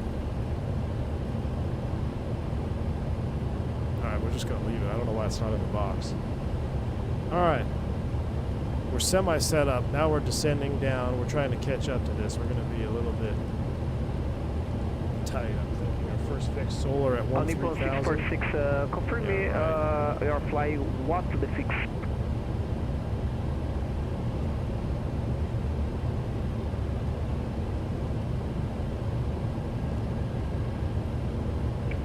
Negative center, we're going to be unable to take that approach or find our, we're not able to pull that up in the database. Okay, required vectors? Yeah, we're going to require vectors for 16 left if that's okay with you. Thanks. Okay, on Nippon 646, please clear descent now, flight level, sorry, descent Alright, now. so I got everything in there. It looks like it's in the right spot, just a different name. That's fine, we're going to let it be. So, last thoughts here before we get real busy. Alright, down to The JSON thing, dude? Are you kidding me? Phoenix Galaxy brought it up. I totally agree. You want to charge 100. Here's the last wrap up. We've talked about sounds are a miss for me. The cockpit is good, but it's not. It just, I was a little let down at the lack of pop that the cockpit has. Everything else, the model is good. The textures are good. The way it flies is good generally, minus some of the crazy pitching for speed that we're going to get. I'm going to get a little speed brake action in here too because we just transitioned 310. But here's the thing. Premium product, almost $100, right? Almost $100. We have to, in order to get the proper nav data, you have to do some layout JSON generator thing to get proper nav data. Unacceptable. Shouldn't be a thing on day one of release. Let alone, you know, you've had the airplane in 2020, it worked fine. You bring it in 2024, you drop that. Why hasn't that been tested and ironed out? The installer. We're using an installer from 2009. It's clunky. It's terrible. We need something like PMDG has or Fenix has. I'll be honest with you. That is the standard. What Fenix has, what PMDG has, I actually think, well, Fenix only has one airplane, but what PMDG has is right up there with the standard. Same with Fenix. You have an app or some type of program that you launch. It's got everything there. You can do liveries or whatnot, what have you. Nav database internally, whatever, not an issue. Okay, I'm not a fan of these old school installers. I lost my train of thought on the last. Oh, the community folder thing. Every airplane in 2024 downloads liveries to the Microsoft 2024 community folder. This particular airplane puts it in its special community folder. You go back, you have to go up a level and go into the Microsoft 2024 community. I didn't even know that folder existed. But apparently this airplane, that's where you put the liveries. I think that's interesting.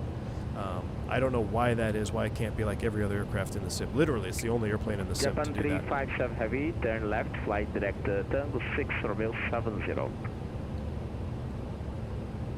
Alright, left turn, direct to Tango 6. Was that Tango 6 Romeo 70? Correct. Alright, Tango 6 Romeo 70. He probably saw us like getting all jacked up here. Tango 6 Romeo 70. That's where we're going. Insert, no, direct. Down we go.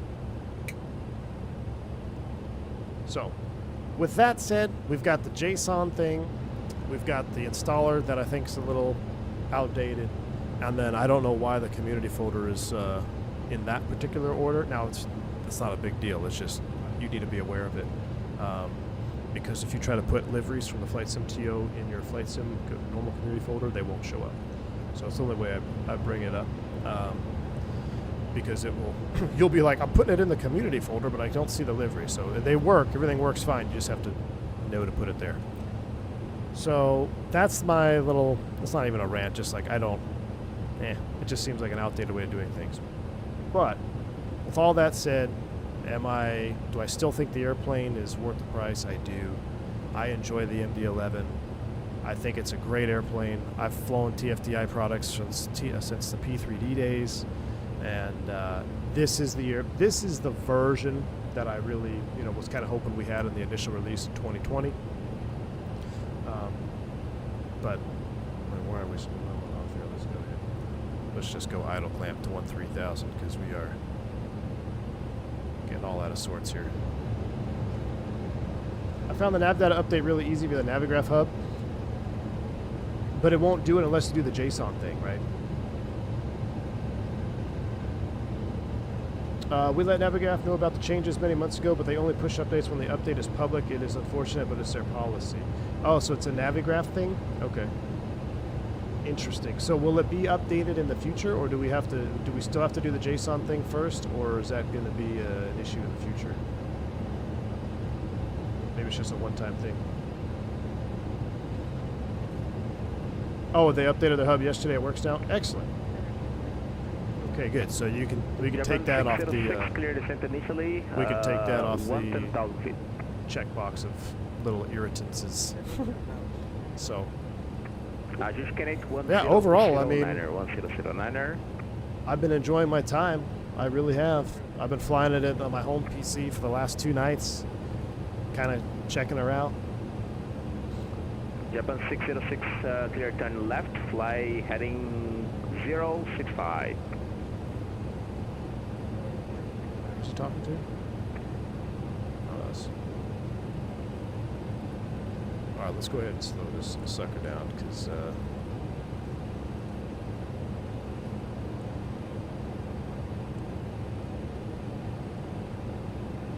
People 646, descend 6,000 feet, Kenneth 1009er, turn left heading 300.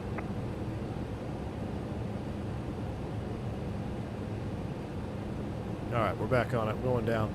All right, left turn 300 down to 6,000 and a 606. The installer worked really well for you. The nav that update up the installer hub and delivery install fine. Well, but good for you, man. I mean, it didn't not work for me. I just think it's like, why are we still have to, you know? I feel like when you're going to have a bunch of different little things, especially the extended app, which is cool, have it all in one place. Have it all in one place.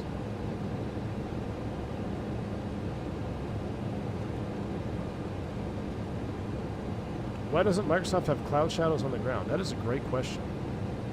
It does, doesn't it? Like right there, aren't those shadows? That's shadows of the clouds on the water, right? Yeah, it has shadows. Do you think we'll get a Bore sound pack for the MD11? Fred, I'll tell you what. If we had a Bore sound pack for the MD11, I would not stop flying this airplane. It just goes back to where, like what I said about the Rotate MD80, you know? Now, I haven't flown the latest version with the new sound. I haven't had time to get that set up. That's another airplane. Rotate, or excuse me, not the Rotate. I keep saying Rotate. Leonardo and TFDi, you can definitely tell they have their roots in P3D and FSX, because everything is done the same way it was done in 2009. It's not modern. Not that necessarily it's a bad thing. It's just it's a telltale sign. But the Leonardo MD80 default sounds, at least the old default sounds, I did not want to fly that airplane at all. Not enjoyable. With the immersive audio sound pack, I flew that airplane so much you guys got tired of seeing it on stream. So if Boris did an MD11 sound pack, I would be hard pressed to fly anything else, because I do enjoy this airplane. I enjoy that we have a little bit of a manager on the extended sim, which I think it's very reasonably priced. If you want to buy the extended, it's, you know, $7 or $8, whatever. And there are a lot of things simulated in the aircraft. There really are. I'm not going to say things are right or wrong. I'm only basing, when it comes to the FMC here, on what I've seen in the Rotate versus this one. I've noticed there's some inconsistencies in a couple different parts of the FMC flight plan. I think I just have to get used to this particular aircraft. I ran into something. I was messing with something in here, and I'm like, I can't do that. But then in the Rotate, it takes it. I don't know. But again, like I said, I'm not saying it's right or wrong. I flew the Rotate so much, I feel like I try to do everything the exact same, and then I get some errors. But for the most part, the box works good. I've actually done a couple of holds already. Holds work fine. I've done some arrivals, some RNAV arrivals. They work fine.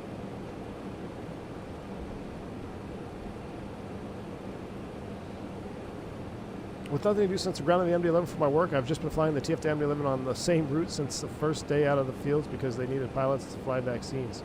Really? That's wild, man.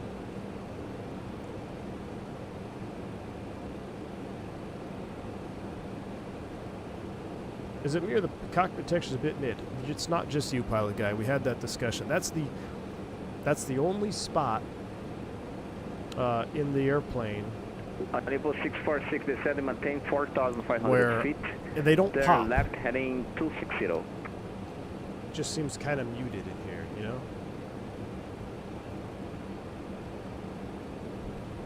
That's the only difference.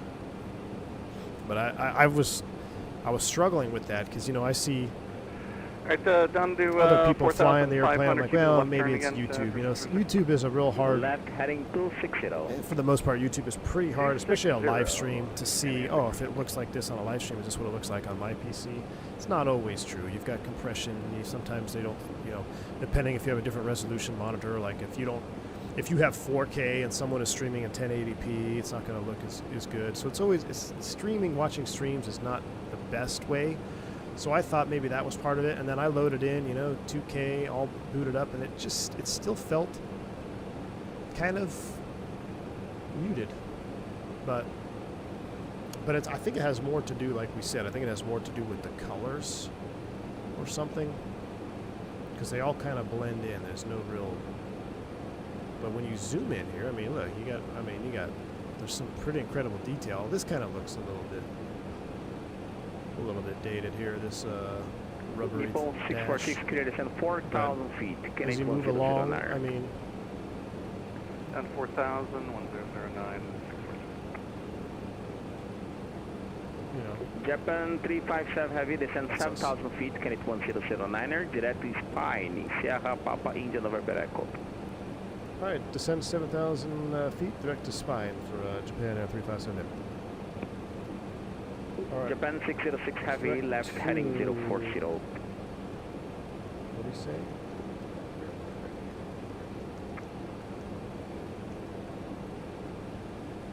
What do you say? What fix was it? Tokyo Control, best cargo to request descent, slowly descend to 4,500 feet. 4,500 feet. Stretched itis. I'm not sure. Is there a way to check? Stretched itis. Is there a way to check that? I thought he said spine. I don't see spine. 500 feet. Best cargo 212. Thank you. I don't have a spine. I could have swore he said Direct spine. everyone heavy, descend flight level 150. Looking on Turn this left approach, flight it's not direct here. as spine Sierra Papa India November Echo. I don't have that fix.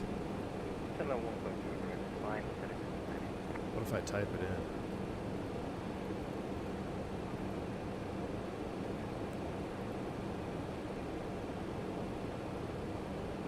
What the heck is that?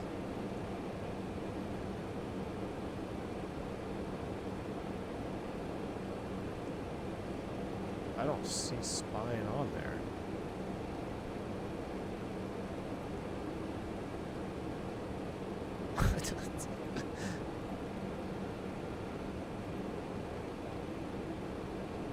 I don't see spine.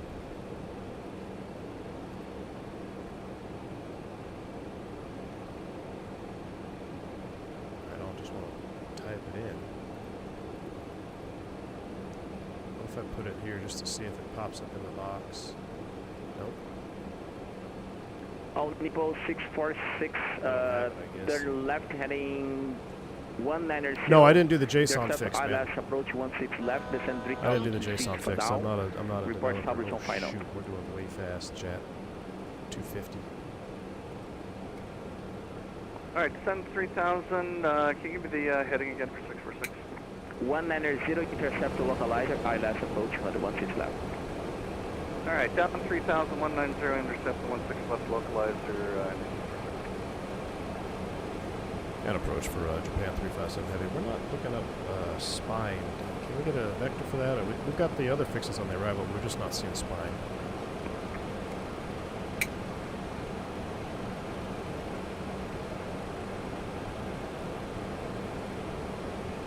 Japan 357 Heavy, turn left, direct to Sanji, Sierra Alpha November, Delta Yankee, 4,500 feet. All right, direct Sandy, 4,500 Japan Air 357 Heavy. Thank you. I know I saw that in here. Where you at? Where you at, Sandy? Where you at, Sandy? Aero nurse. All right, I know it's in here. It's on the approach.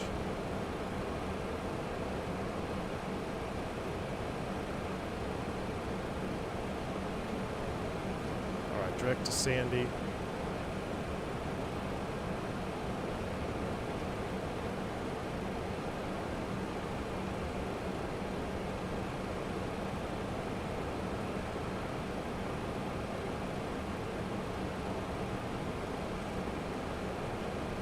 Gosh, there's got to be an easier way to do that in there.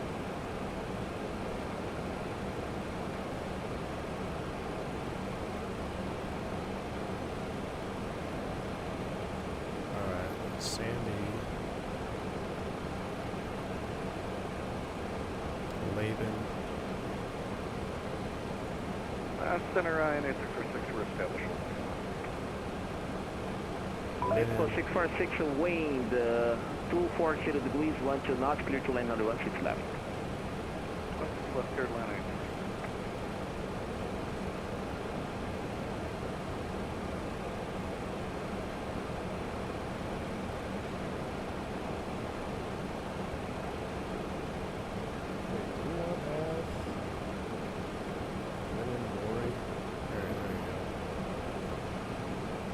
Altitude 4,500.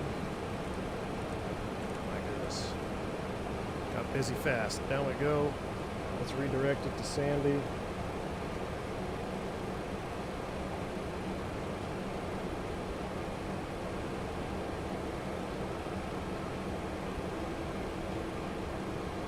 Let's get flight recorder ready. No, I didn't do a JSON fix. I've seen that question 50 times. I didn't know you had to do a JSON fix to update nav data. But I guess they already fixed that, right? That was a fix that they came out with. All right, recorder is ready.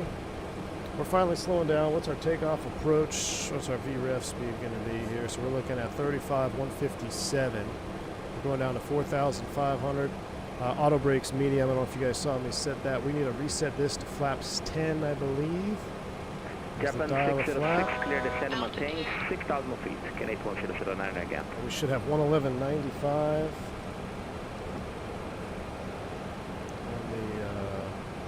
Navrad. Well, it's not. 111.95. Do we have the wrong approach? There we go. There's 111.95. Of course. 157. Japan That checks. 357 heavy after Sandy. Clear ILS 16 left approach. Canadian 1009. Report coverage on final. 16 left. All right, after Sandy cleared ILS 16 left approach, we'll report established on final for Japan Air 357 heavy. There we go, 16 left. Now we're back. Look at that. All right, slowing down.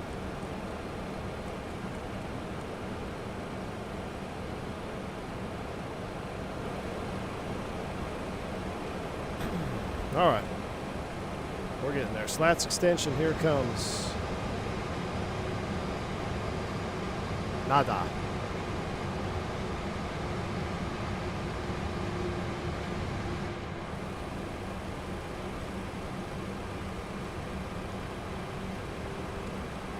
April 646 on the ground. I'm really wondering where spine is, because I don't even, I know I gotta let it go, but I'm still, oh, is it on the left one? 646, yeah, we're going passenger to terminal. Yeah, it was on the different transition, so I selected the wrong runway transition. That's what it is. I had 16 right, I don't have spine on 16 Charlie right. and Mike 2, on the gate your 2, terminal 2.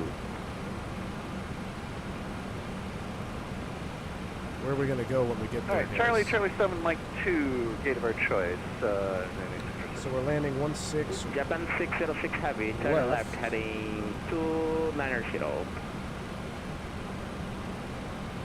Which terminal do we go to, chat? Which terminal do we go to?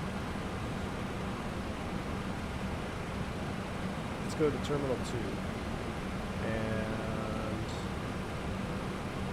I'll tell you what, we're going to get off 16 left. Let's go to gate 69. Japan 606 clear descend maintain 4,500 Easy to feet. remember. We'll go to gate 69. Right on the pier of terminal 2. All right, auto brakes medium. We're set up to await. What's our ref speed again? 157? Man. Yeah, 157. All right, we're looking good. Love it. Love it, love it, love it. A lot of work there for a minute. That's good. What did I miss? I've been on a meeting since before takeoff. Nothing, man. We've had a pretty good flight so far. We actually got ATC online in Tokyo, which is pretty dang cool. ATC in Tokyo. And we got a bunch of historical birds. We had a 727. I saw another MD11. We got a 7.4 Classic behind us. So I got a little rattled there. We had to do an arrival change and an approach change twice in the box. So, but overall, Pretty good flight so far, my man. Pretty good flight. But like, see, right now, I feel like I'm kind of sitting up here by myself with the way the sounds are. They just seem a little quiet. They're just a little. We'll have to do the maintenance check after we land. I kind of want to see what that looks like. We'll do the maintenance check after we land. Tune in Tokyo. What's up, AJ? FedEx 71, check your squawk, please. 5277. All right, so coming around the corner, shaded 4500. Max is 185k knots, so we got to go ahead and let's go ahead and select 180. Let's get our cam up, ready to rock and roll.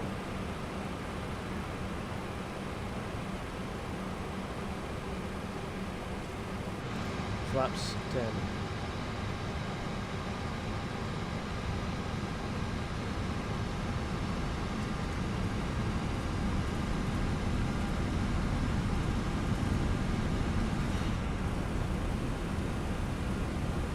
Alright, Sandy inbound, platform altitude, we got a mandatory 4,000 around the corner there at Lycos.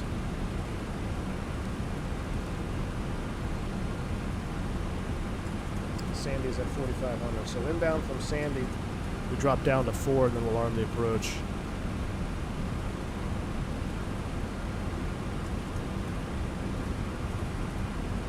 This is default scenery, and this is Tokyo, Japan. Look at that. We got to come in here at nighttime, man. So what I think we're going to do for our semi-long haul next week, guys, we'll take another break from the sim. We'll be on Iveo. So if you want to get your Iveo stuff installed and fly along, I think it'd be really fun. We're going to go from Tokyo to Kai-Tak in the MD11. We're going to try not to crash it on the MD11 in the Kai-Tak. So that'll be the plan. I've got to I go back to training tomorrow for 5 days. So what's tomorrow? Friday? So Friday, Saturday, Sunday, Monday, Tuesday. So either Wednesday or Thursday of next week, be on the lookout for a mini long haul to Kai-Tak. Thank you. In the Jaybird.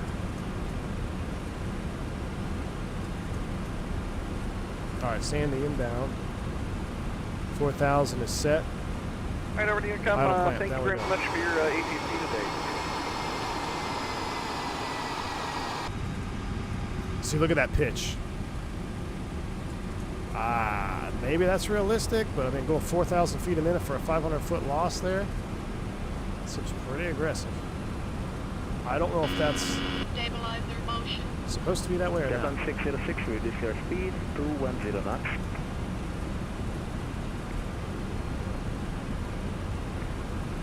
210 knots or lower.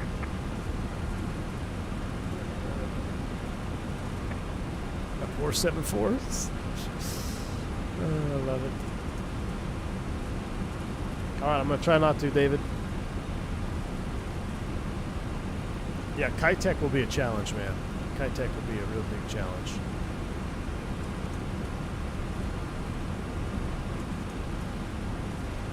Alright, let's go ahead and get the recording on.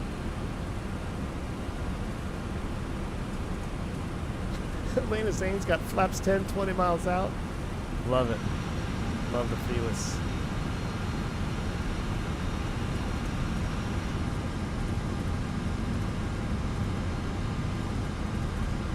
I gotta take this into some bumpy air. I want to see what the wing flex is like. Seems pretty sturdy right now. I have to go fly through some weather here later on.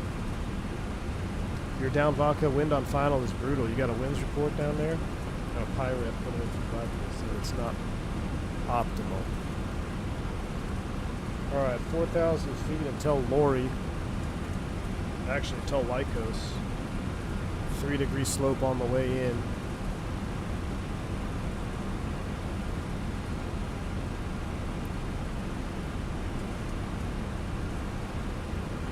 We are 111.95, 157 is tuned. Half the procedures are on the GNS XLS. Well, I don't know why you're flying GNS, man. Get rid of that nonsense. I don't like that we don't have a no glide slope. It's kind of sussy. Alright, there we go. Microsoft being Microsoft. DH is actually That's 200. We should set a barrow of 219, though, is what we should Japan have. 606 Heavy, descend 4,000 feet.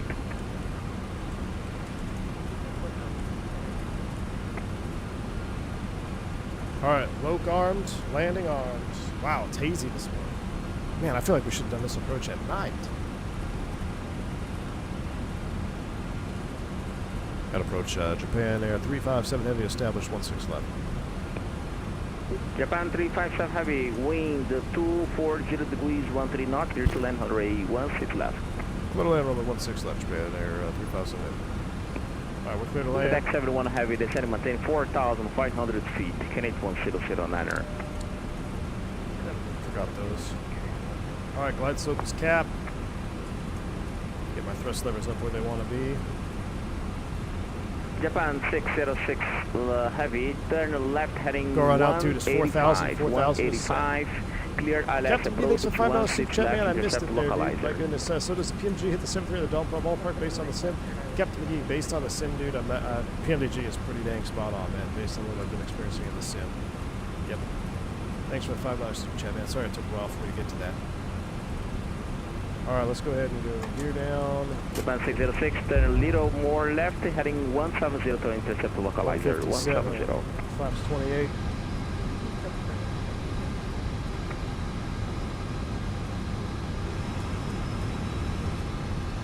Flaps 35.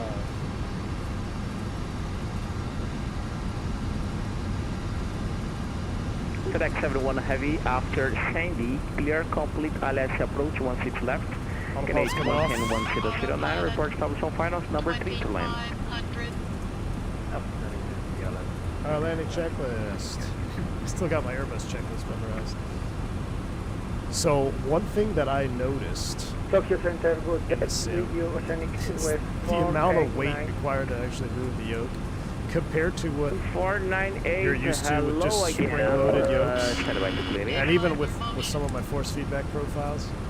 So Vodka, I had put him to work last night. I said, hey, can you adjust the 72 profile that we have, make it like 25% heavier, and it feels really good. Vodka, I would, if you're done, man, you could, if you want to post the Bruner profile, this works pretty dang good with the MD11, man. It feels really Roger, good. stand by, please. All right, we're clear to land. 16 left. Recording is on. Gear is down. Speed brakes. I need to bind a button for that. No, don't do that. Don't do that. Oh my gosh. Speed brake armed. Japan 606, maintain minimal speed approach. Number 2 to land, wind 240 degrees 9 That knots. 474. Continue approach. Good morning, distinguished viewers. What's up, 3 Greens? Good to see you, buddy. How's it been? How you been, man?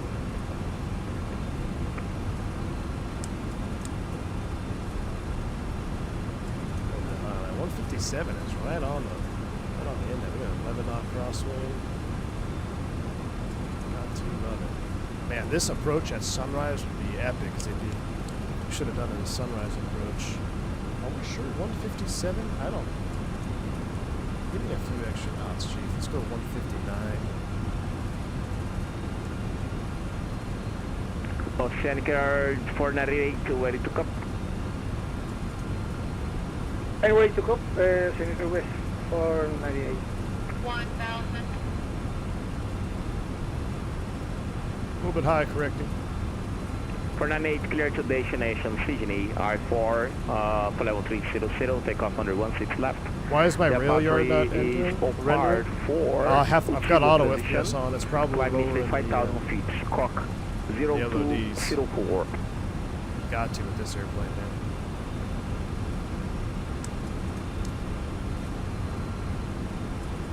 Authorized first gun, Alright, I gotta test to see if my auto thrust is okay. Good. I did have it down. I have the thrust levers. Flight slope. Check. 2204 through Oceanic Airways 498. Flight slope. Squawk 0204. How are we full scale deflection? pushback. 2 whites. We're actually a little bit high. Roger. That's interesting. Minimum. Landing. 100. 50. 40. 30. Don't get the power out yet. 10. That was firm. Deployed. Reversers. Full. That's full reverse. A firm.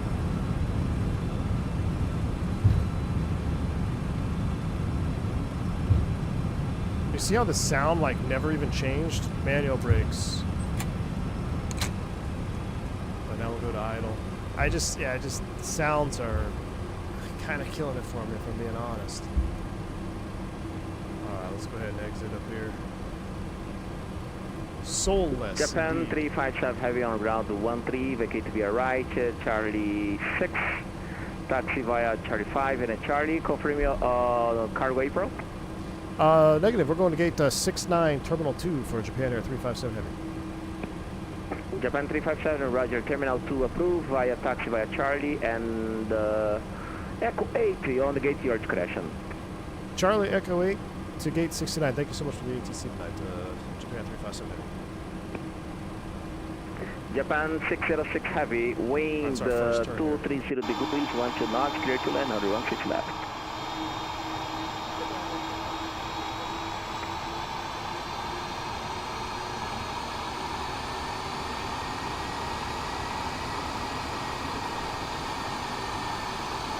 Oop, there, I see the stutter there on the right. Look at that nose wheel. Alright, we'll clean it up here once we get straight. West 498, Man, ready to Isaiah's push back popping and today. engine start. Alright, let's go ahead and slow pushback down. start Flaps approved. are coming up. Push back up for 78 MD11 levers, stretch. These are actually the Blackbird Controls 727 throttle levers. I'm just using them for the MD11. And then these are two, this is an MD11 spoiler and flap lever that I got a long time ago from Etsy, and I don't recommend that package because it was actually not very good. Which is, hence why I'm also using the Blackbird levers. They weren't very good, man. Alright, lights are off, high intensity inits are off, after landing is complete. Let me stop the recording. And we're going Charlie Echo 8 into gate 69, which will be up here. Oh, we just missed the 7-4 landing, dang it. Look at that. I love having 7-4 followers, and that is so cool. Nice job. Very common to skid the nose Japan wheel. 606 Heavy on ground Man, 14, thanks for, welcome to Tokyo International Airport. Vacate via right. I mentioned that. We are Charlie Turn this guy down a 4. little bit now, as we're pretty much done with him. I mentioned that earlier on the taxi. I was like, I don't know how the real MD11 is, but I feel like it would be very easy. And they have that simulated. If you crank that nose wheel and you add thrust, you're going too fast, the airplane just kind of plows straight ahead as you're skidding that nose wheel. So it's I think it's a pretty good simulation on that. I like the way it feels on the ground. It hand flies nice. It feels good on the ground. But overall, it's a good package, man.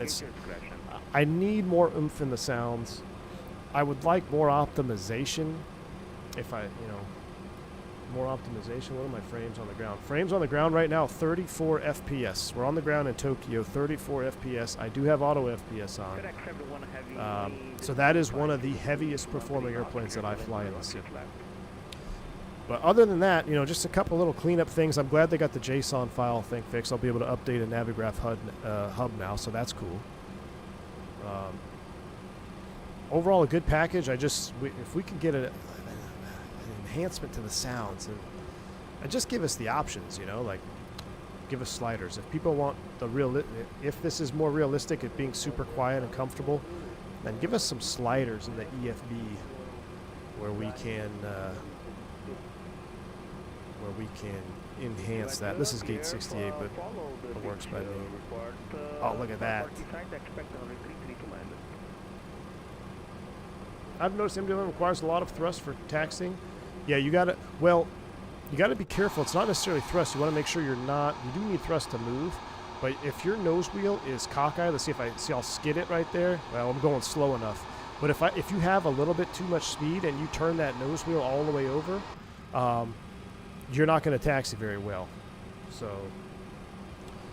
just keep an eye on that. Keep an eye on your ground speed here. What the sim does pretty well, to my surprise, is the bigger the airplane, the harder it is to realize how fast you're actually going on the ground. And you'll think, oh, I'm only going 10 knots. Why can't I make this turn? And then you look down at your ground speed and you're doing, 34 knots. So keep an eye on that ground speed on the ND. And just take the turns real slow and easy. I don't know if this is actually an MD11 gate. We'll just go up here and erp it. What time is it? 1:17. Perfect. I got to meet the missus right now. We'll just erp it right here. Erp. Brakes are set. We'll shut her down. 3 greens. Thanks for the 7 Aussie man tonight on gardening and USA View Planes, the MD11. That reminds me of this A320 Santos to Belt. My name is 3 Greens. Welcome to Jackass. Oh, the good old days. Thank you, 3 Greens. Appreciate you, man. Hope you're flying safe, buddy. Thank you for the support. All right, let's go ahead and get this into replay mode. I'm going to go ahead and disconnect from Iveo. That was awesome. That was the most traffic we had on Iveo in a long time. And a controller. Look at that. Send 4 going to bring your flaps up. Probably so stressed doing all the after landing stuff, forgot the flaps down. That was really fun. Love that. Pretty good. This is default airport here. Pretty good. Oh, look, there's the American. What is that, 777 out there? Oh, wow, dude, that guy's getting ready to go long way away. All right. Let's end this. Reset. Elena says the flaps are up. Don't know why it doesn't show. Uh-huh. Sure. Oh, I want to do the... Yeah, we'll close this. Get rid of that. All right, disconnect.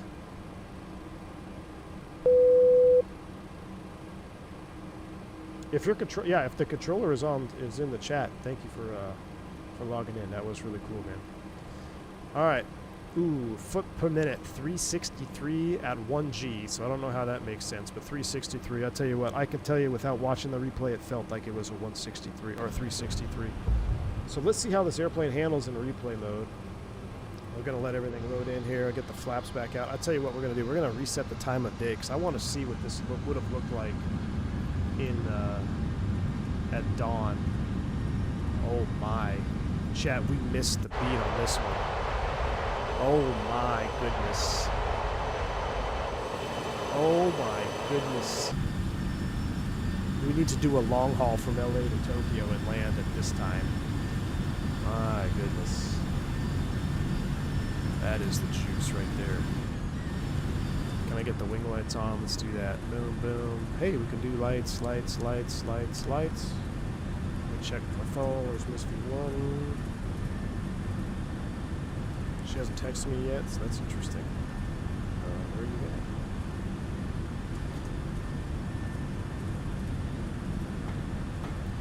at? All right. 1,000. Here we go. I see how you can see the lights past 20 miles. I know this is where we need to blend in X-Plane 12 and Microsoft. You see how far you can see the lights? That's amazing. That's beautiful. It looks very realistic. But then when we get to the airport, it's not as optimum. Like, you see how kind of bulby everything is? It's a little blown out. We need to reduce the brightness of these runway lights by about 20% maybe 15%. Get started. 400. Yeah, if we could combine X-Plane airport lighting and Microsoft city lighting, we'd have the best lighting options available. They even have those like, what are those, like the sea anchors, the tripod things, the brake wall. So cool.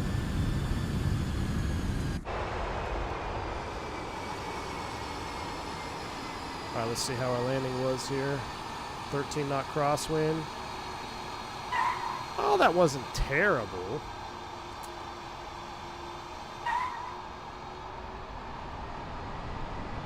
I'm just not feeling on the sound, to be honest with you.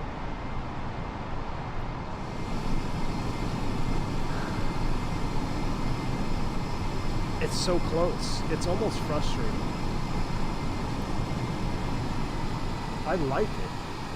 It's just, imagine having I don't know, imagine a Bore sound pack right there. That would be, I wouldn't stop flying it. Maybe I'm putting too much weight into sounds. I don't know. It's just my personal preference. I like, I want to go to outside view and have to turn my volume down immediately because it's just so loud and blaring, you know.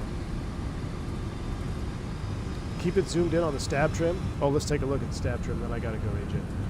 20. I don't know if the stab trim is actually moving, AJ. 300. In replay, I don't believe the stab trim is actually moving at all. Approaching minimum. In replay. Can I move it? 200. Yeah, see, it's not moving. That's me moving the trim. So you'd have to watch the actual replay. Minimum. 100. Yeah, it does make you work hard, for sure. 50. 40. 30. That's why I love it, man. 10. I mean, I've went back to X-Plane 12 because I wanted to fly this particular airplane because of the challenge it presents when you take it out, especially when you take it in. Get a last-minute runway change in a network. All right, I'm getting out of here. I'm going to go have a coffee date with Mrs. V1, so I'm back to the sim tomorrow. We didn't even get to talk about my sim training. This whole day got kind of out of whack when the internet went down, but I will be in touch with y'all. There'll be another Hilo video coming out this weekend. So I know you guys enjoyed Duke 6, so there'll be another one coming out maybe tomorrow or Saturday. It's already uploaded. But thank you all for tuning in for a little MD11 stream. Shout out to TFDi for making some great improvements to the airplane. There's some really good improvements to this. This is the TFDi I always wanted. I think we need a sound enhancement, and we need to take a look at the pitching on the pitching for speed. I mean, it didn't really happen on this flight, but if you fly the MD11 long enough, you know what I mean. It'll throw you 10 degrees nose low in a second. I'm like, what are we doing here? But I do like it. It's a great airplane. We're definitely going to fly up more. Long haul next week, Wednesday or Thursday, Tokyo Narita to Kai Tech on Iveo. So if you want to get that loaded up, we'll fly that together. Until then, I'm going back to the Sweatbox 737 simulator. I will be sure to show you guys some little snippets of training here pretty soon. I've got some little shorts videos and stuff. But you all are awesome. Thank you for the support. Thank you for hitting the like button. Stay safe, stay healthy. I'm V1. I'll see you on the next one. See you.